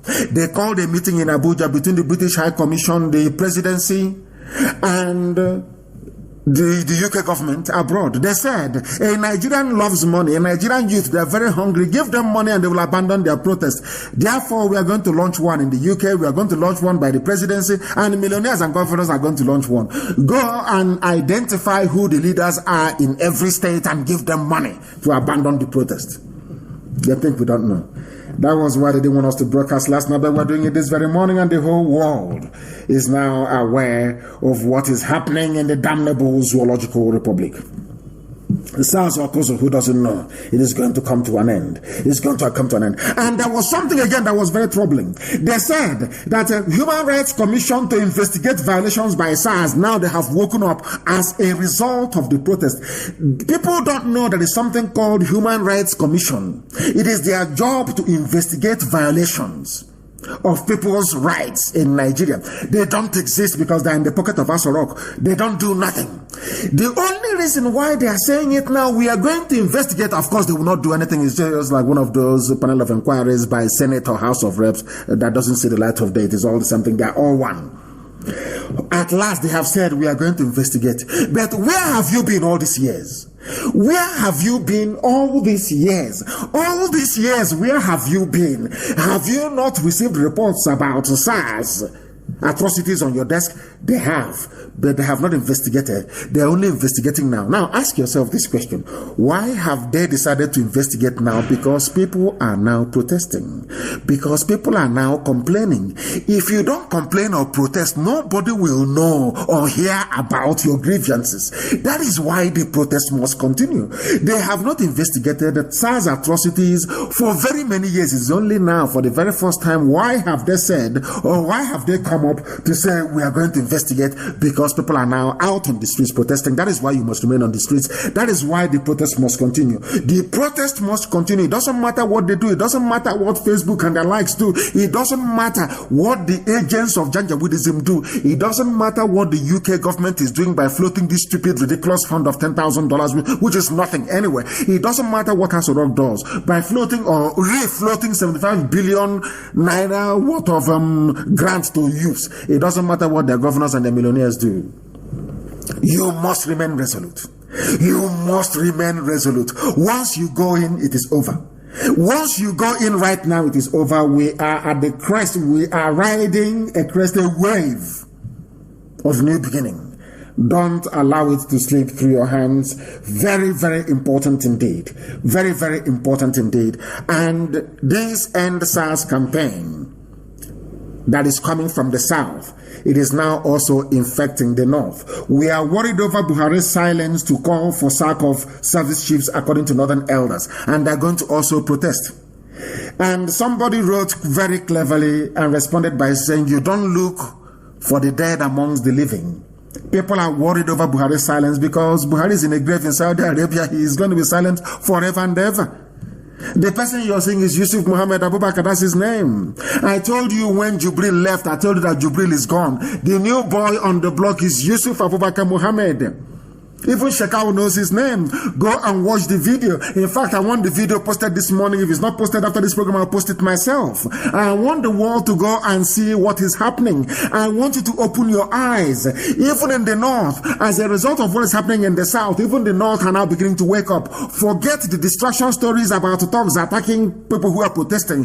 That is a ruse organized by politicians. That is the way they are. They want to sustain one Nigeria, and as a result of that, continue their looting spree, their criminality, and their Janjaweedism. And we are going to put a stop to that. Chukwuka Kabram will put a stop to it, not mine, of course.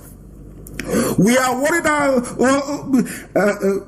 Buhari's silence to call for sack of service chiefs, northern elders. They are now asking Buhari to listen to the voice of reason before it is too late. Say women and children are suffering in large numbers in northeast and northwest. You people brought Boko Haram, didn't you? You brought Janjaweedism. You brought ISIS in West Africa. You people, the same north who are today complaining, they are the ones receiving largest share of aid from EU, from US, for a problem that they themselves created. And I have said to President Trump, if you can stop giving money to California, because you know that some people that are the ones setting up the wildfires, they use accelerants and they start burning everywhere because they want federal aid. And Trump said, no, I will not give you any more money. Trump should also say no to the northeast and northwest because they are the ones that brought Boko Haram and insecurity. It is them. I don't want people to absorb this present regime or absorb the Fulani of the blame of insecurity in Nigeria. It was the Fulani that brought insecurity to Nigeria, not anybody else. They brought Boko Haram, they brought banditry, they brought ISIS in West Africa, they brought Miyet Yala, they brought Ansaru, they brought Al-Qaeda in the Maghreb. The fault lies with them. And they are the ones in government. They are the ones who are in government, and that is why the protest has to continue. Everything I tell you this morning is geared towards making people realize what is before them and making them come to the understanding that this must continue. Are you going to have a separate campaign again to end lopsided constitutional appointment? When Garba Shehu was talking the other day as we played, you saw him lying through his teeth. Somebody from the Bar Association or the Bar Association have written to the zoo asking them how about the appointment of all these people. Maybe I will do the analysis on Sunday. I am going to allow some of you to place your calls this morning. I will take it, and I want you to encourage those who are about to go out to protest, those who are already protesting, and to give whatever support you can to make sure that this very effort is sustained on the ground. Because the Fulani Janjaweed regime in Asorok want to bring this whole thing to an end, and we are saying no to it.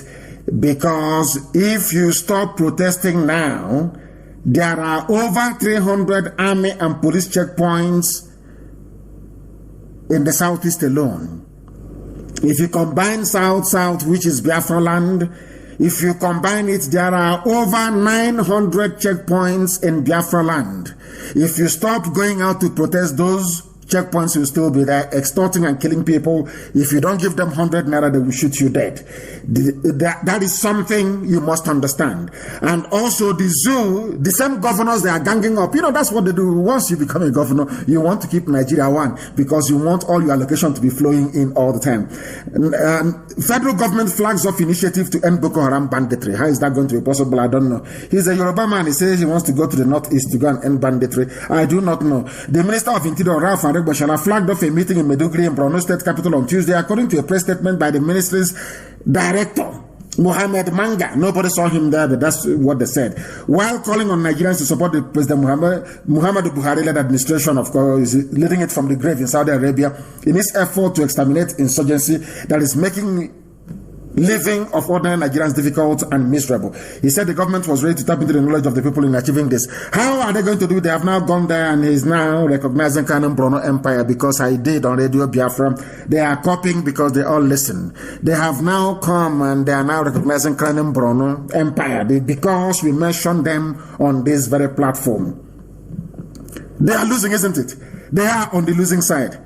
And right now, I am going to open the line. Please listen very carefully. I will not mention this line more often. Please listen very, very carefully. And I can assure you, even tomorrow morning, we are also going to be on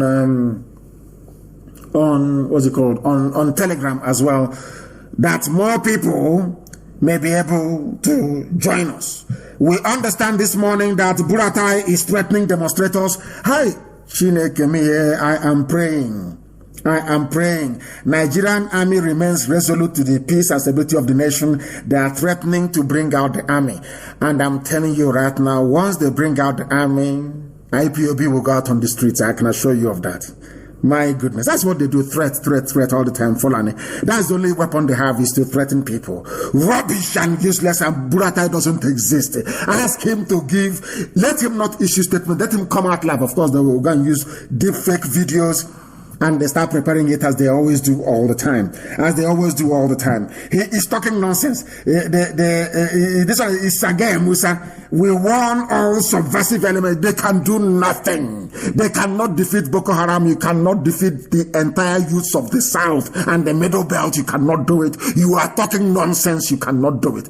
They have used money, did not work. I know that's what they're going to do. They will try money. If the money doesn't work, they will use stress and intimidation, and that's what they're doing. You can do nothing.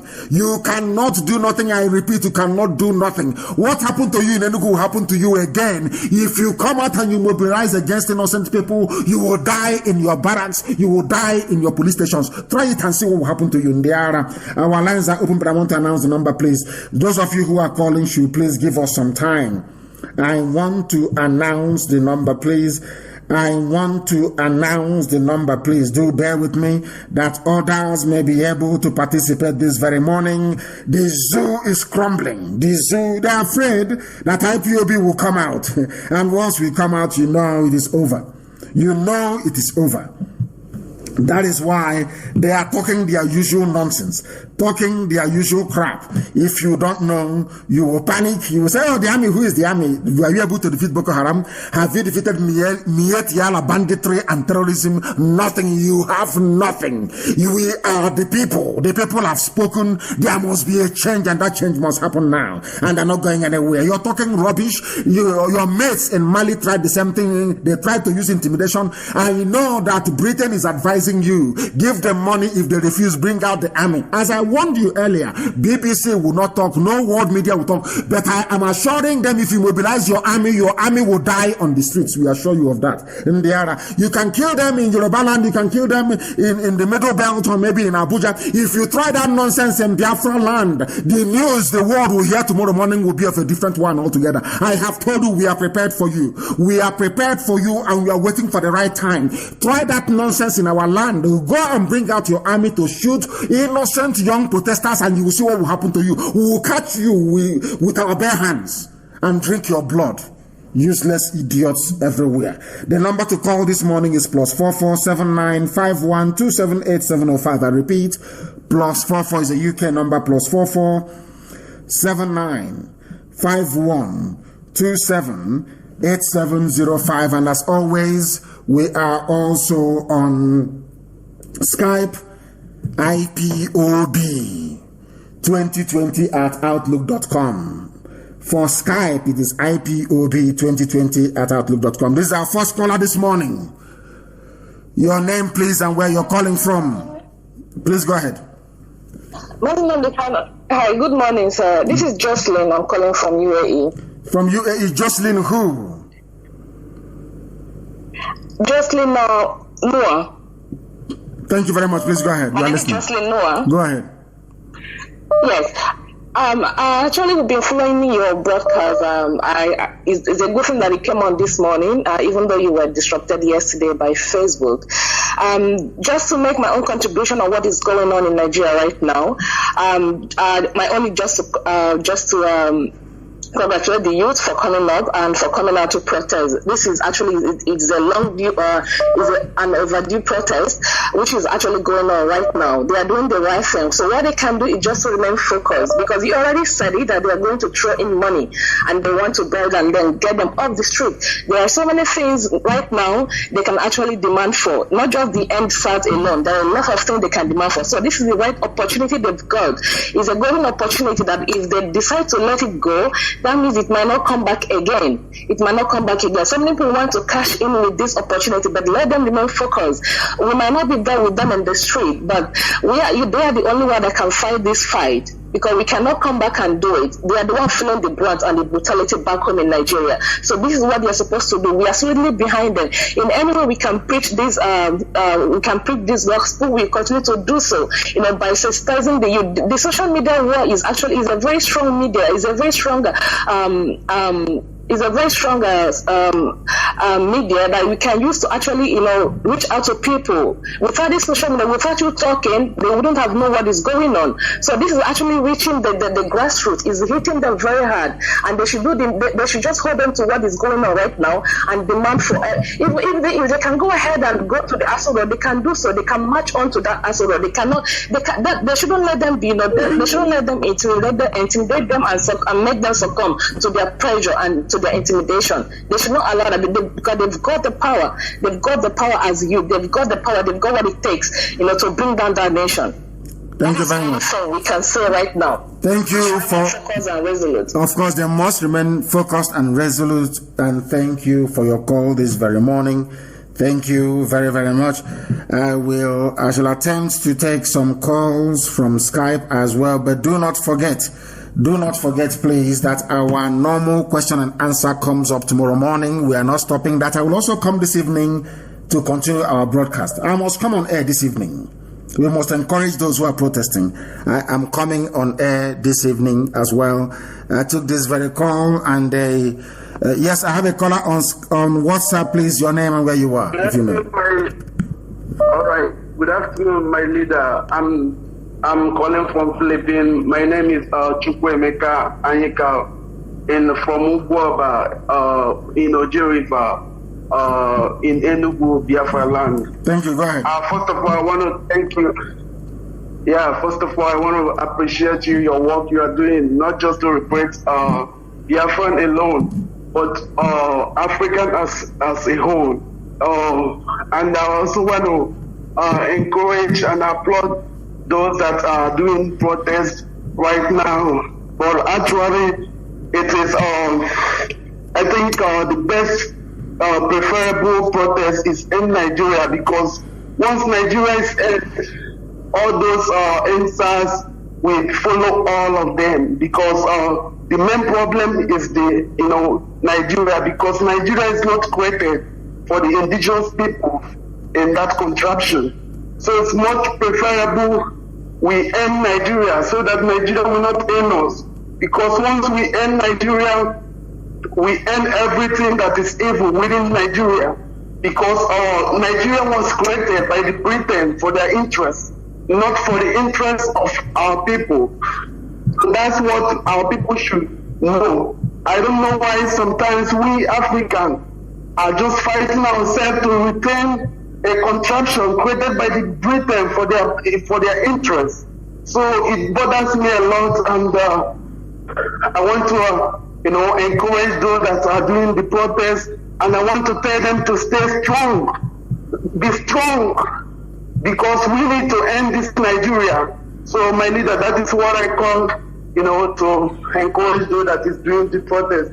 And I thank you so much, my leader. We are here in Philippines, and we are doing our best. We even went to British Embassy last 2 weeks to protest against the end Nigeria here in Philippines. Very good. Thank you, my leader. We love you, and we love what you are doing. Thank you very much. Thank you very, very much, my dear brother. The callers this morning are superb. Superb, superb, superb. The callers this morning are exceptional, doing very, very well, and I commend each and every one of you. And for some of you who may be lucky, there are some people who may be lucky. If you are, I'll take your call. This is a caller from either Biafra land or the zoo. Where are you calling from, please? Hello, good morning. Good morning to you.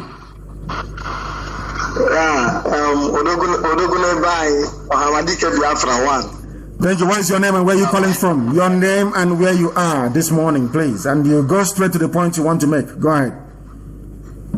My name is Mr. John Obika, and I'm calling from Nigeria right away. I'm calling from Anambra State of Biafra land. Yes. And I really want to encourage our youth for coming up to protest on the streets.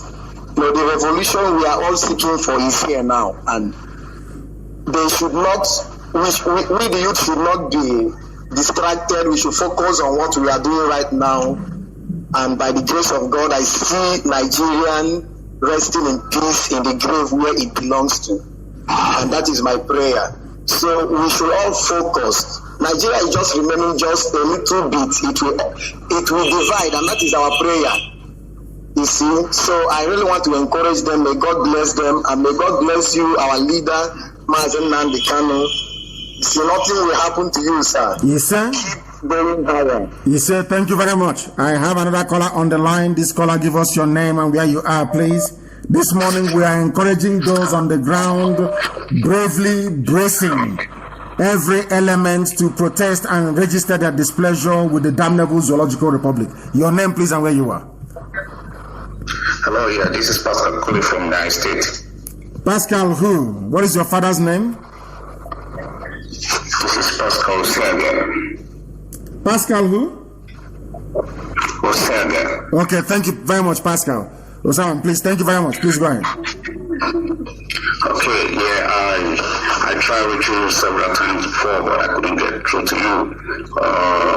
Regarding what's going on right now in Nigeria, I'm just trying to call. Thank God I'm able to go through tonight. Go ahead. We are listening. The world is listening. Please go ahead. Okay. First thing I want to ask you regarding Biafra. Can you please take off your phone from speaker and talk to me normally, please? Speak to me normally that the world may be able to hear you properly. Speak to me normally and move away from your listening device as well. If you can hear my voice, that means the world is also hearing your voice as well. Please go ahead. Can you hear me, Mark? Yeah, it's better now. Go ahead. Okay. I said I wanted to ask you, some few questions regarding Biafra. No, questions will be done tomorrow. Questions will be done tomorrow, but you can ask today anyway. But tomorrow morning, we are still coming on air at 7 a.m. Biafra land time to take your questions. But very, very briefly, please. Today is for those who are coming out bravely to protest on the ground in Nigeria or across Nigeria. Go ahead. I already made a video regarding to those coming out to protest down in Nigeria. But just this very question, I'm going to ask you. Okay, since you said question is going to be asked tomorrow, I'll leave this question for tomorrow. But I just want to appreciate you again for kind of giving us the kind of morale and able to lead us and very boldly and brilliantly. And I'll say a very big thank you to that. But tomorrow I'm going to give a call back and regard my questions. Please do that tomorrow. Thank you very much for understanding. I have a caller who happens to be, I believe this caller is on Skype. Please, your name and where you're calling us from. Good morning, sir. I hope you are talking to me, sir. I'm talking to you, ma. Yes, please go ahead. Go ahead. Okay, I am Evangelist Tuza Kunwokike calling from Umpo. Thank you very much. Land. In fact, I want to thank you for answering the call of Chukwokike Abiyama to lead Biafra out of the contraction. And I want the whole world to hear me this morning. And those who call themselves Nigerians.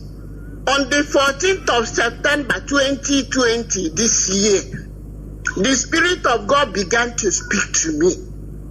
He said that Fulanis are the descendants of Cain, who killed his brother at the inception when God created the world in the book of the Bible, Genesis chapter 4.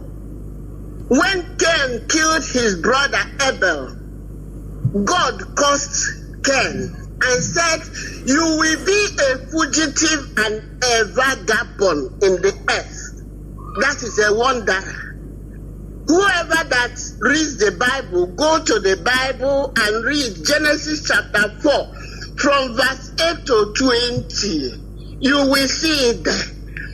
And when God cursed Cain, Cain left the presence of God and started wandering about. And he took a wife and came back. And then the children were subjected to wandering. They don't have any place. They don't have any country. They don't have any portion assigned to them. They are wanderers. And in verse 20 it said that they were moving about with their cattle. So they dwell in tents, in the bushes. They don't dwell in homes. They don't have houses. And those people, as they continued, their generation, their genealogy was no longer mentioned in the Bible.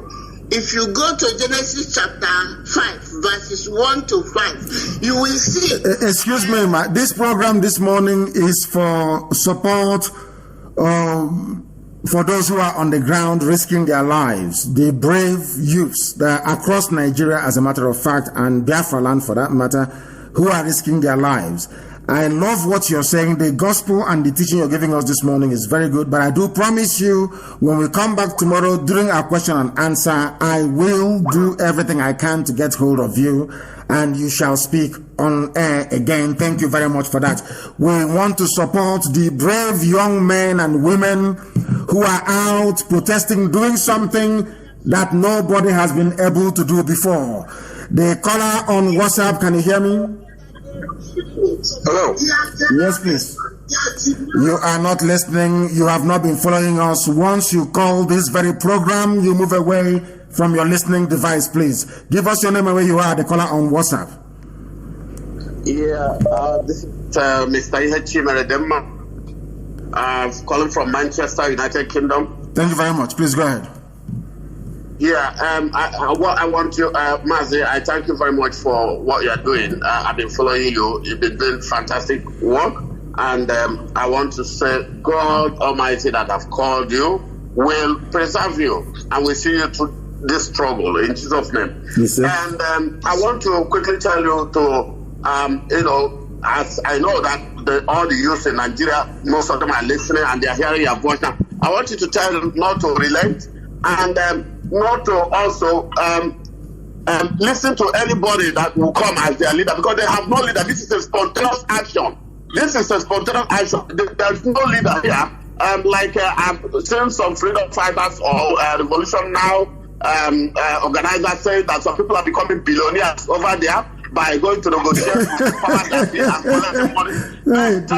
Nobody is their leader. Anybody that have gone and collect billions, let them collect it on their own. So they should not listen to anybody. They should do what is right. This is the last opportunity they have to put things right in Nigeria. If they lose this opportunity for another 2 decades or 3 decades, they will continue to wallow in poverty and misery. Please, you should tell them to stand their ground, until they see the end.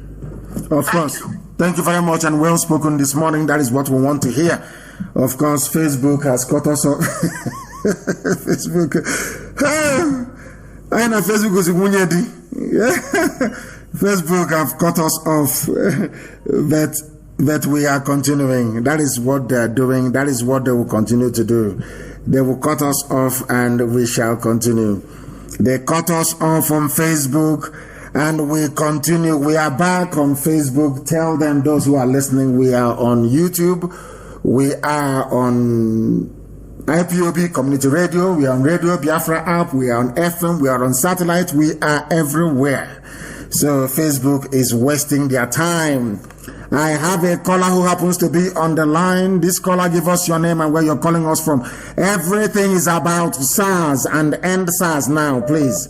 Zoo, as always, no network. The caller on the line on WhatsApp, can you hear me?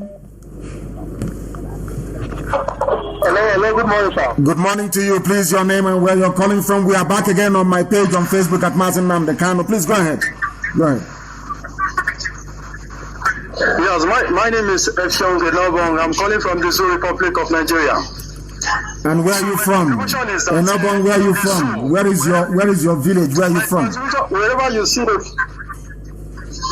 I'm from Uyo Akwa Ibom. Thank you very much. Please go ahead. So my contribution is that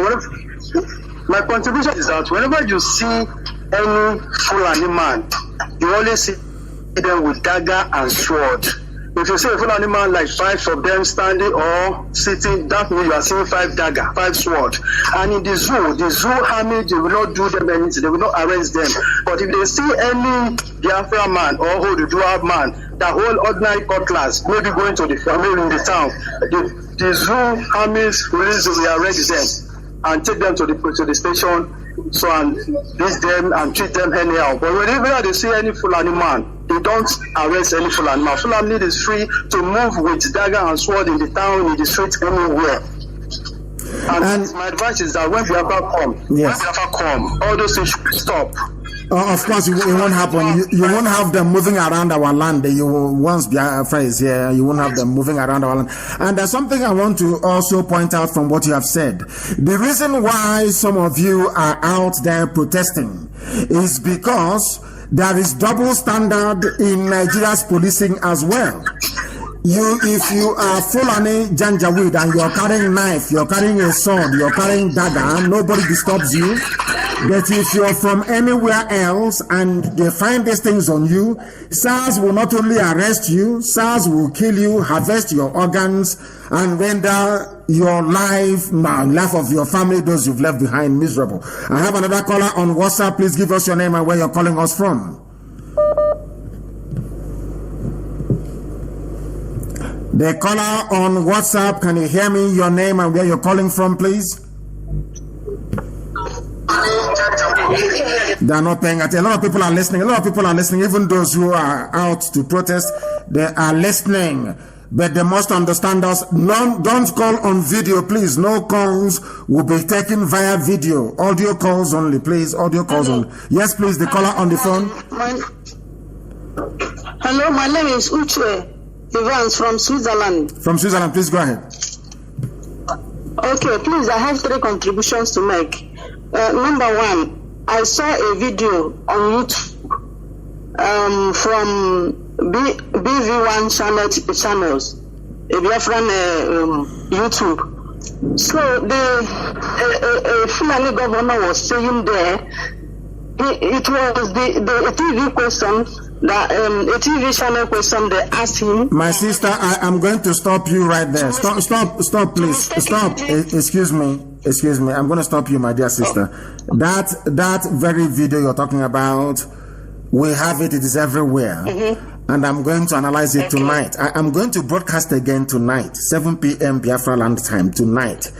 During that very time, I will also open the lines. I will also make it a question and answer, not question and answer session. I will make it a live, interactive phone-in session as well. We are going to analyze that video. After the analysis, we take calls based on that very video. This very morning, we are taking calls based on what is happening on the ground across Nigeria. People who are protesting very bravely, courageous, heroic men and women out on the streets demonstrating. We want to encourage them. That's what we are discussing this very morning and nothing else. That very video will be analyzed this evening, and I will also take calls on it. Okay, I'm going to call again because I have 3 good contributions to make. I will note that, and this evening you're going to call because I will live again this evening and also live again tomorrow morning. Thank you very much for your call. Let us go, and the calls are plentiful. The caller on WhatsApp, can you hear me? The caller on WhatsApp, can you hear me? The caller on WhatsApp, can you hear me? The caller on WhatsApp, can you hear me for the last time? No, they cannot. They cannot hear me. I don't know, but why can't they hear me? It keeps saying reconnected. Is the Zoom now? They have maybe jammed their lines. I don't know what is going on. Let us try again. People are calling us from. Can you hear me? The caller on the line, can you hear me? I can hear you very well. I can hear you very well. My name is Mazi Nnamdi Kanu. I'm calling you from Iguacha. From Iguacha? Mazi Nnamdi Kanu, go ahead, please. We are listening. Yes. Yes, I really thank you for what you're doing. But please, my own contribution to those on ground is that the way to stop treachery is by attacking treachery. Yes. If people go down to collect money and you do not do anything, more people will come up, claim leaders and collect money and reach themselves. Anybody who goes there to collect money on your behalf, to claim that they are your leaders, catch that person and tear him to pieces. Then by so doing, you will stop other people from going there to claim your leaders and collect money. That is what I'm suggesting. Those who are protesting, there are no jobs. I am a graduate. We have about in our house. There is no job. Nobody is working. Everybody is suffering. There are no jobs. There are no roads. Even that money they are planning to give you, if you collect that money and buy iPhone or buy anything better or better your life, that's what will still kill you. The reason why it kills people is because they say expensive things from them. So all those people that are going to collect money come out and tell you that you people should stop, they should draw a line and all. Draw the line on their heads. And if those Fulani 1,500 people come again to attack you, you people should beat. They should kill them. Kill them. Enough of this nonsense. They won't come again. Kill them. Enough of this. If they come to attack any person, kill them. They will not come again.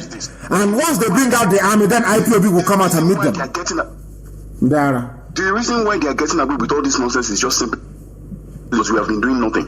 If they come with those their stick, catch them, collect their stick from them, and use that stick to kill them, and let all this. If they won't sink once, and let us all die and rest. What kind of nonsense is this?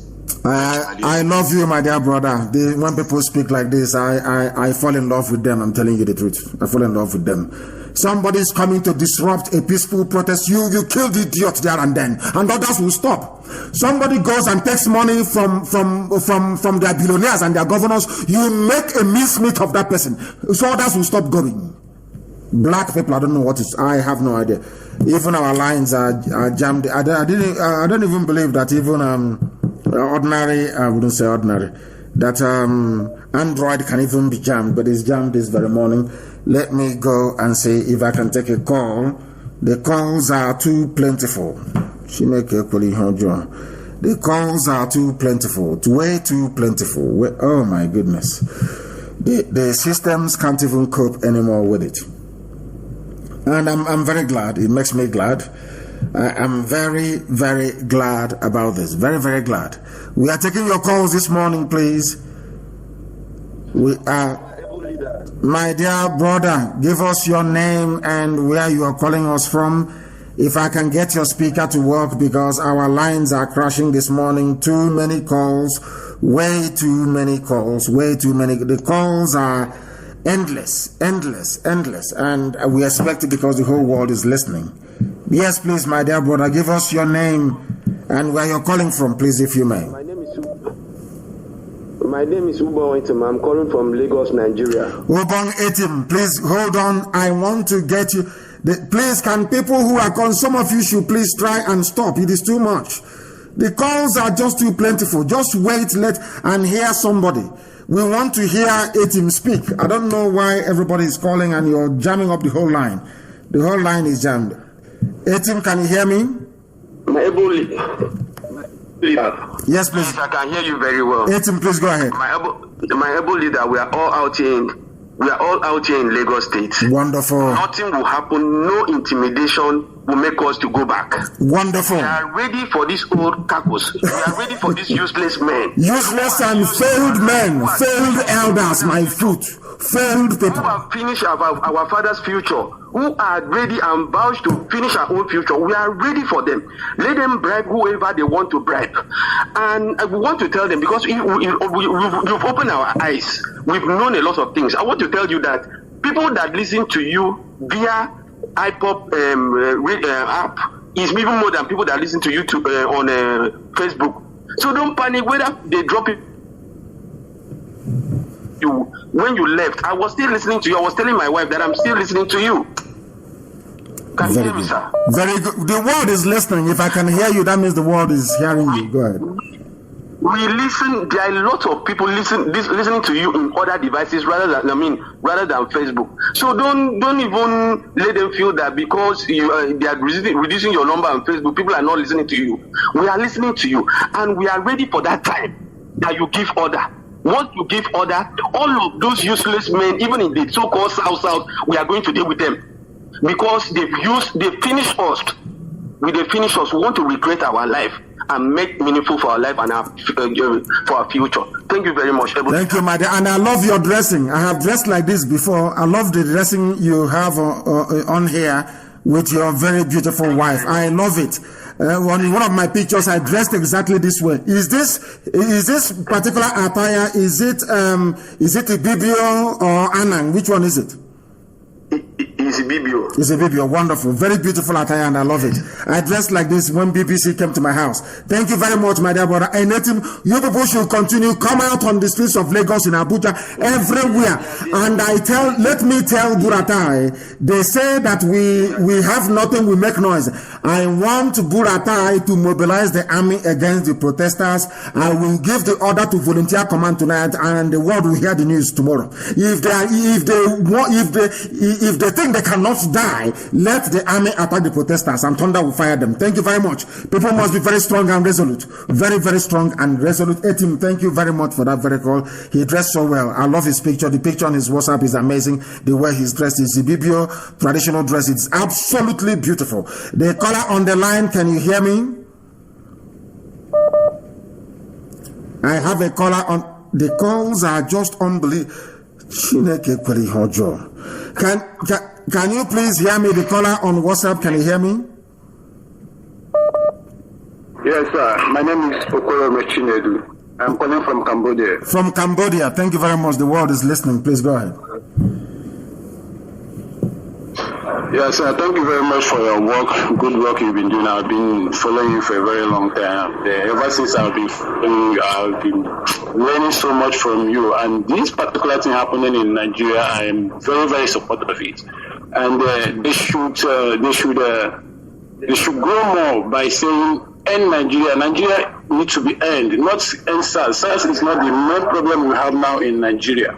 The problem we have now is bad government and the evil that is happening in that country need to be ended. So this is what the only thing I have to say now, and I have to commend you for your good work, sir. You are doing very well, and the God will continue guiding and blessing you and your family. Thank you very much. Thank you very much for your call. And I want them to understand that this is IPOB generation. Every youth who is coming out now to protest, if you ask all of them, they will tell you that they got their training, their orientation and sensitization by listening to Radio Biafra. And regardless of where you are, if you are participating in this very protest, you are also one of us, because you hate injustice and you hate evil. I have a caller on the line. This caller, can you hear me? Your name and where you are, please. Good morning, Odisi. Good morning to you. Your name and where you are, please, and you go straight to the point. Okay, Afamobo Anthony Anozia. It's in Germany, Akpo. Anthony Anozia, thank you very much. And Anozia, Anthony, hold on, please. You had people who are going to protest from Lagos that called. They will not understand what you're saying. Not many of them will. Please speak, even if it is broken English, that they may hear you, because people who are attending protest this morning are listening to Radio Biafra. Please go ahead. Yeah, Onisi, please, Mazi, I want you to, if it can be possible, for you to give the whole coordinators, the whole world, to call emergency IPOB family meeting. We need to let us donate money for volunteers on the ground. We need to give money to volunteers. We need to equip them. You understand what I mean? I want you to call emergency meeting to IPOB the whole world, contact the whole coordinator.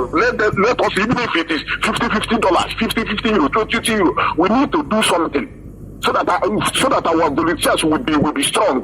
You understand what I mean? I don't want to go further. I know, but I can assure you that they are strong right now. And let me tell you something. There are some people, men and women, young and old, that Elohim, the God Almighty in heaven, brought out for this very project. They don't sleep. We don't need to go back to even call a meeting for them to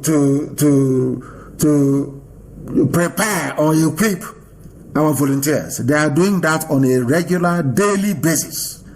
And in the end, when the history of this very effort will be written, the world will hear about those brave men and women as well. So we are ready and we are prepared. You heard me here and I said, if Buratai thinks that he is strong, he should mobilize the army on the streets. Then he will say the might of IPOB. Right now, this very protest is peaceful. People are demanding for what is right, for an end to police and army brutality. And that is right. And I want them to keep it that way. But they must stay until all the demands are met. They must remain on the streets until all our demands are met. All of it, from top to bottom. Because the demands of these young people who are asking for end to SARS is what everybody wants. The thing about common sense is that when you're asking for something that resonates, everybody will identify with it.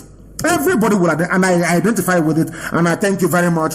And the meetings are going on, I assure you, and things are going to happen very, very imminently. The caller on the line, can you hear me? The world is listening. I don't know what has gone on. Reconnect again. I have no idea. I have no idea whatsoever. The caller on WhatsApp, can you hear me?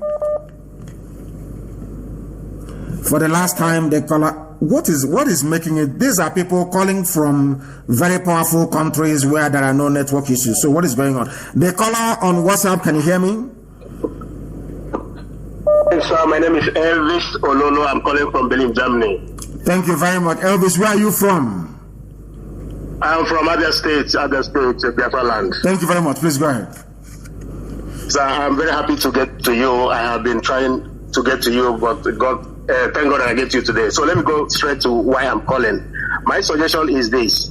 First of all, thank the whole people that came out on the streets. I have been broadcasting on Facebook and Instagram, trying to broadcast everything so that the whole world will see what is happening in this our useless government that is just treating us and maltreating us every day. So my suggestion is this. Is it possible from your command that you can direct the IPOB, the Biafrans living abroad, for them to come out on the streets in the whole diaspora? When I talk about diaspora, it is everywhere right now, so that we can hear from our own side. We are agitating end Nigeria, so that the BBC, the CNN that don't want to share the news. They don't want to record the news and broadcast the news about Biafra. They have to. They don't have any other option. So it will be our own support, so that when people are saying NSAS, we are saying in Nigeria. It has to be a massive movement. If you can give the command that everybody, if it's 3 days, 4 days, 1 week, we all go on the street. Because from my own observation, since the Europeans don't want us to live, since the Europeans, they are the people that made Africa to be poverty, to be poor. They are the people that had a conference in Berlin and they shared Africa among themselves. So since they say we are not going to sleep, since the UN say we are not going to sleep, they will not sleep as well. So that the whole world will talk about NSAS and brutality, the whole world will at the same time talk about Oduduwa and Biafra the same time, the same speed. I don't know if I'm making sense, sir. Too much sense, and I have heard what you've said. Here we teach and we also learn, we also allow ourselves to be taught. What you have said is very poignant, is very important, and we are going to do something about it, be rest assured. There is no going back. As I said before, some of you recall my broadcast a few months ago, I said that the only thing saving the zoo is coronavirus. That's what I said. That very soon that anger will erupt and people will come out on the streets, and it's happening now. And we're not going back until we get everything that we want. Now is the time. But those who are at home will need to sustain it for a while so that we know they are serious. So that when we unleash the Armageddon, it will now give us the desired results. Thank you very much. Thank you very, very much. I want to talk to people who are at protest grounds all around Nigeria. They are the ones that I want to talk to. Those who are at the protest venue, they are the ones I want to talk to. Although I know that they may switch off what's it called? What's it called again? You know, the transmitting the mask that they have around those areas. They may do so, because that is why I've not been able to take any calls from any of those people. The caller on WhatsApp, can you hear me, please? The world is listening. Your name and where you are, if you may. Hello, my leader. Yes, please. Your name and where you are. My name is Chibuzo Emmanuel. Chibuzo, where are you calling from? From Ireland. You're calling from Ireland? I'm calling from Ireland. Thank you. Yeah. Thank you. Republic of Ireland. Thank you. Please go ahead. Yeah, I want to say regarding to those who are protesting to end SARS now, I want to say that now is actually a good time for them to ask all the questions that they want to ask, that they have had in their mind for many years. You are right. Now is the time. You are right. To ask them. You are right. And now is the time to also demand for the answers they have been expecting for all these years. Now is the time for them to get the answers. If they fail to utilize this opportunity now, they might not have it again. That is true. For the Nigerians, this is for the zoo people, the Nigerians. I won't call them the zoo so that they won't take offense. But as for us, Biafrans, I believe that we are still keying in on what is happening. We also support what is going on, because we don't believe or we don't support any human maltreatment. It doesn't matter if it's if it's happening in Ariwa or Oduduwa or Biafra, or as long as it affects human beings, we don't support that.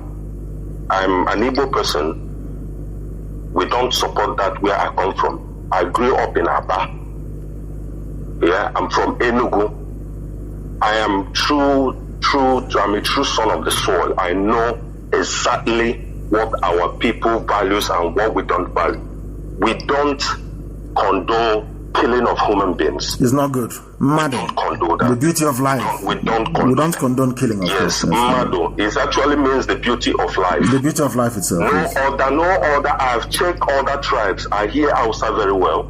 I check and I keep asking questions. Even the Europeans, the people, the white people I meet here, I keep asking them to explain to me what is human being, what does it mean in their language. And each time they tell me, it doesn't mean the same thing It doesn't mean anything. A human being is just a living species. A living species. That's the meaning of a human being. Yeah, they will just tell me, human being is a human being now. And I would say no, but in my place, it means the beauties of life. The beauty of life. Even the dog has life. Chicken has life. Please, my dear brother, I'm sorry to interrupt, please. There is a news that is breaking, please. There are protesters who slept on Lekki toll gate. And what we should be talking about is making sure that those people are properly fed on the ground. If you're driving around Lekki, please just don't drive past. This is how it is normally done elsewhere in the world. Buy bread, buy pure water, get them chewing stick, anything at all. We must sustain them. If you have people protesting around your area, you must feed them, please. Get whatever you have and feed those people. Give them food, give them water, sustain them. They are fighting for a better tomorrow. They are fighting for your children. They are fighting for your grandchildren. I commend those who slept at Lekki Tollgate, and I am also instructing our people all across Lagos to make sure that these people are fed. If you are a bakery owner, make sure you bake more than usual. If you're a restaurateur, please make sure you cook more food than usual, because these people will need to be fed. You must feed.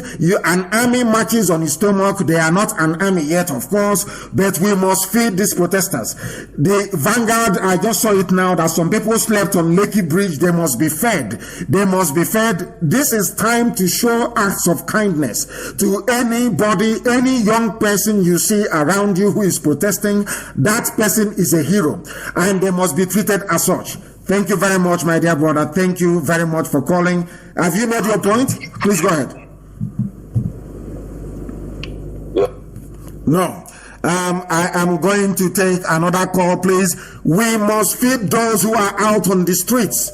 They must be fed, please. Those who slept on Lekki Bridge, they must be taken care of, and they must be looked after, please. Very, very important. That is how it is done everywhere else in the world. Those coming out in Abuja, those coming out in Lagos, those coming out elsewhere in Iguacha, they must be fed, please. Try and feed them. Extend kindness to these people. It is very, very important. The caller on the line, can you hear me? We are live and direct, and the world is listening. Yeah, good morning. Good morning to you. My name is Joseph Ogaga. I'm calling you from Delta State, beside Urobo. Urobo, thank you very much. I like what you are doing. I like what you are doing. You are doing a good work. This morning, I went to a house. Me, I'm not IPOB member. I don't believe in Biafra. But I went to a house this morning. A police DPO. I went there. Is my very good closet person to me. Mm-hmm. He called me. I went there this morning. I went there because of discussing some issue. But from there, he said one word.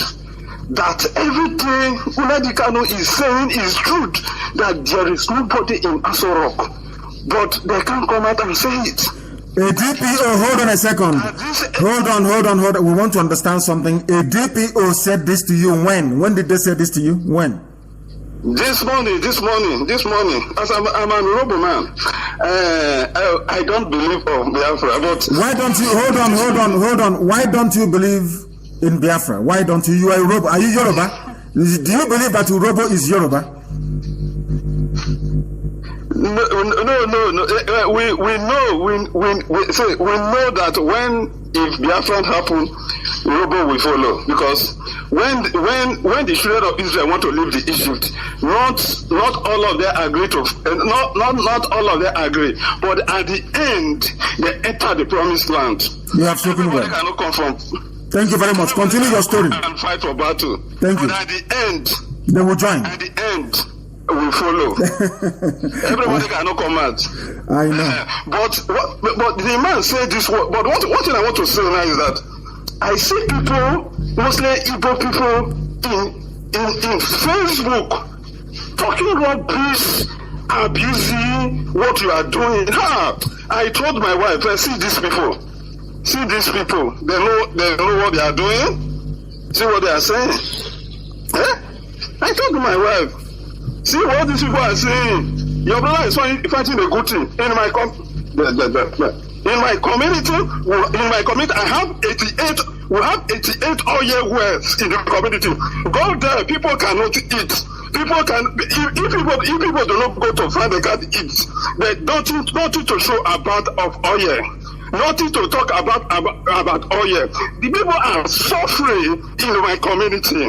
And you are talking of one Nigeria. What are you achieving in one Nigeria? Those that come running for one Nigeria. Go to my community. Oh, my dear brother. We are suffering.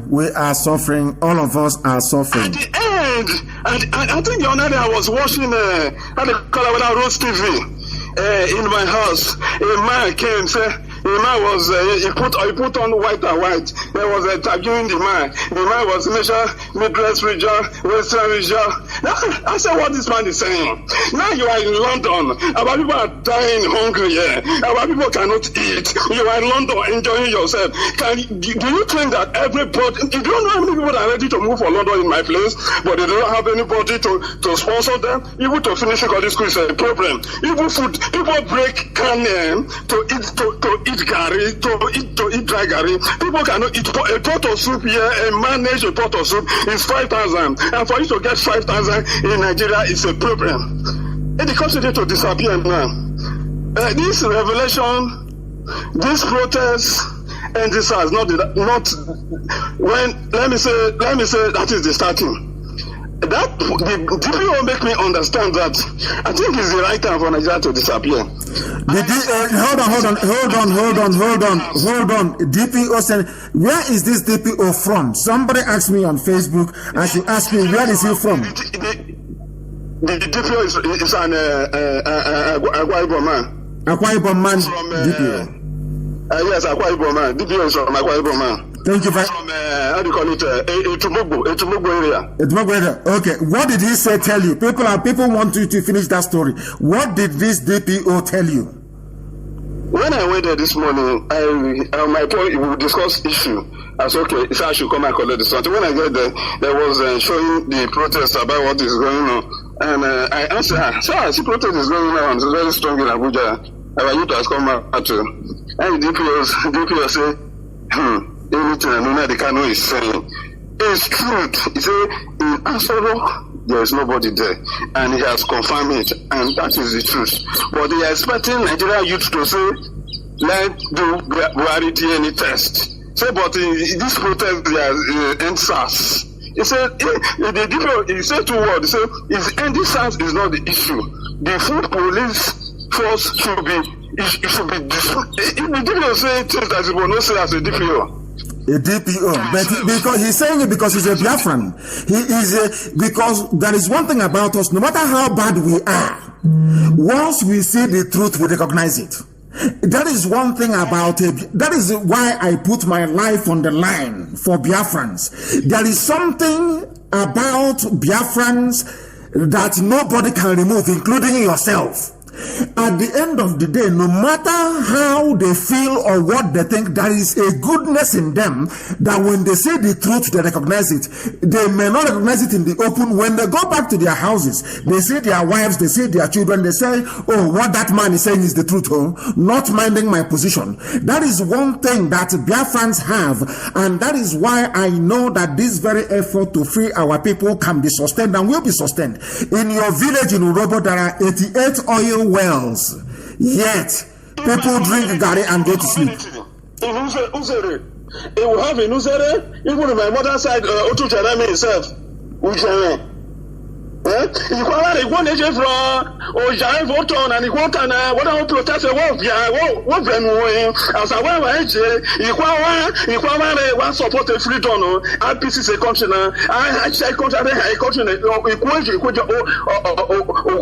Ovasanya, Ogano, slave no Janagano, Ojana Wanenya, Evorena Wanena, Oyoini, Biafra, Ojauto, because the DPO also say on that wall, he make another statement that make me also afraid.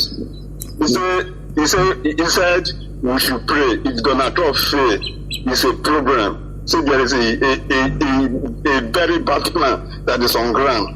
I know. Tell him, don't say anymore. We know all of that. We know that once Trump fails, that the Satanists will unleash their hell against Biafra.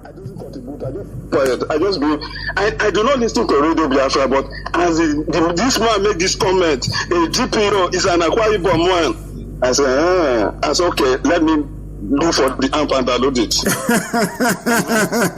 Thank you very much, my dear brother.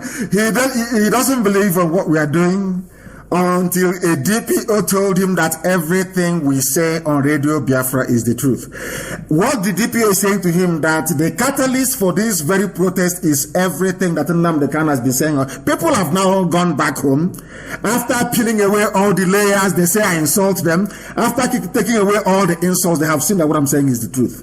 And people have come out on the streets, and I cannot commend them. You don't know how much I love these youths. You don't know. If there is any other name apart from Nigeria, I would have embraced it. I'm telling you the truth. I love them, all of them from Ududuwa, those of them from the Middle Belt. They are brave. They are brave. They are brave. I cannot praise them enough. If they can sustain it, that is only 4 more weeks. You see, all your problems will be over in only 4 weeks' time. I told you that something will happen this year. 4 more weeks. Sustain this campaign for only 4 more weeks. And all those skyscrapers you want to see, all those canals you want to see, the beautiful bridges, you will see it in your time. Your children will see it. History will report that you were amongst those that made it possible. 4 more weeks is all I'm asking for. Sustain this thing for only 4 more weeks, and then it is over. It's over. The caller on the I want to close the program this morning, but it's becoming very sweet. We have defeated all our enemies. The caller on the line, can you hear me? Yes, my leader. Good evening from here. I hope I'm coming out clear. The world is listening to you, including Yusuf Mohammed Abubakar Inasorok. Please go ahead. My name is Siriman Pastor Chris Wise. I'm calling you from the Kingdom of Cambodia. Despite the trials of the enemies, winning is always our watchword. Yes. So I just want to say a very big thank you, because you always said in this very adage that Ekenoya Kede Nanko Wetelo or what also. Of course. I just want to thank you because the many people are saying that what IPOBs are doing has no effect, that he is in London commanding people on ground, and that he should come down, he should do this. Now he's telling on them one after the other, because we are not smiling and we are not joking. We base on truth, and we are whiter and whiter and whiter than snow. So, and we said it the way it is, just like what Mike said yesterday to the protesters. They don't hide. We don't hide things. We don't even politicize. We don't sugarcoat. We don't paint words. So I am encouraging those people that are doing the needful to continue, because consistency is the key word. Because you don't just go and shake the beehive and run away. When you run away, they will still get back again and gather with their evil intentions and ulterior motives. You continue with every means, either to burn smokes and to do things you need ought to do to make sure that the beehives are being scattered. So what am I trying to say right now is that that I'm thanking them. And at the same time, I want to bring to your notice our leader. I don't know. There is this very lady that was attacked. She's a Biafran that used to sing. Don't worry about that. We are dealing with it. Don't worry about that. I don't want to say what we're going to do on air. We are dealing with it. Yeah. Okay. Thank you very much. And I thank you, because what they are trying to do right now is to try your command. And that very command right now will unleash mayhem. So that in which they are looking for Let them just close the internet, and then we see what this. I am praying for them to close the internet. I am praying for them to mobilize their army, and the zoo will fall within 48 hours. It will fall. Let me tell people something they don't understand about the zoo, the psyche of the people, the colonial masters, the neo-colonialists, and all the leeches and parasites that feed off the zoo. You must have a reason for doing anything you want to do. You must have a reason. The world must see the zoo for what it is. You don't preempt it. You don't start it. They must see it. Now they know that SARS is very bad. Very soon they will understand that the zoo itself is very bad. If you go after the zoo, nobody will talk to you about it. We know what we are doing. People sometimes don't understand that there is a method in our madness. We know what we are doing. We know when to move. We know when to stop. We know when to go sideways. We know when to go backwards. And we know when to go forward. That is something they must understand. I have another caller on the line. This caller, can you hear me, please? Can you hear me? No, they cannot hear me. The calls are enormous. I want people calling us from the protest center. The caller, can you hear me? Turn your system down. And tomorrow, every protest that people are going to, they should go with loudspeakers. We will be live on air tomorrow morning as well, broadcasting at the venue of all the protests, educating our people and letting them understand why the protest must continue. Give us your name and where you're calling us from, please. Okay, I can hear you. Good morning, my director. Good morning to you. Good morning to you. My name is Alex Okonkwo. I'm calling from Biafra land. Thank you. Go ahead. Thank you. Go ahead. Okay, my director, I would like to first of all encourage all our youths for the courage they exercise in doing the protest. And I also want to suggest something. I don't know what it looks like. I think this is the right time. I think the Biafrans all over the world, the Biafrans in the United States, the Biafrans in London, they should also start a protest and try to cluster and shut down the state capitals of the world. I think White House should be clustered. London State House should be clustered. All the parts of the world should be clustered so that they will really know that something is going on. Now, let me tell you something. I'm not cutting you short, my dear, but let me tell you something. You don't understand how this thing works. It works on the word M, is momentum. Once people at home can prove that they can sustain it, the key word here is sustenance. Can they sustain it at home? If they can sustain it, then it makes the life of those in the diaspora very, very easy. People in the diaspora can then push it over the line. But those at home, not when the diaspora starts now, the home will fizzle out. They will bribe people, they will cajole them, they'll tell your failed Igwes, they will tell your traditional rulers, people who have failed us. These are failures. Anybody coming out telling you I'm a leader, this is a failure, because if they are not failures, by now there will be electricity. By now there will be employment. By now there will be good roads. By now there will be decent hospitals. None of this thing is existing. Therefore, anybody coming and telling I'm an elder is a very foolish, stupid elder that knows nothing. Diaspora will come out, but only when those at home can prove that they can sustain this very effort. Very, very simple and very, very straightforward. I thank you for your call, and I thank everybody else for having contributed. We are coming back tonight, please. 7 p.m. Go and announce it. 7 p.m. Biafra land tonight. We are coming back live on air. Tomorrow morning we'll be live on air. We are going to sustain this very pressure. Once they can last for 4 weeks, only 4 weeks. Oh my God, their lives will change forever and ever. That is the thing about this type of protest. People must gather and must stay outside and must continue to protest. Once that happens, 4 weeks, we will give the order. The whole world will come out, and then things will happen this year, as I told you it was going to happen. Now, please, I beg of you, make sure, listen carefully to me, please. The lines will be open. If we didn't take your call now, I'll take your call in the evening, please. Now, listen very carefully. What you must do this evening, go and download IPOB Community Radio, very, very important. Go and download Radio Biafra, very, very important. I want the link to the YouTube to be circulated because Facebook will mess up this evening as always. People are going to listen via other platforms, very, very critical, very, very important. If you're at home, go and buy a simple, strong decoder, satellite.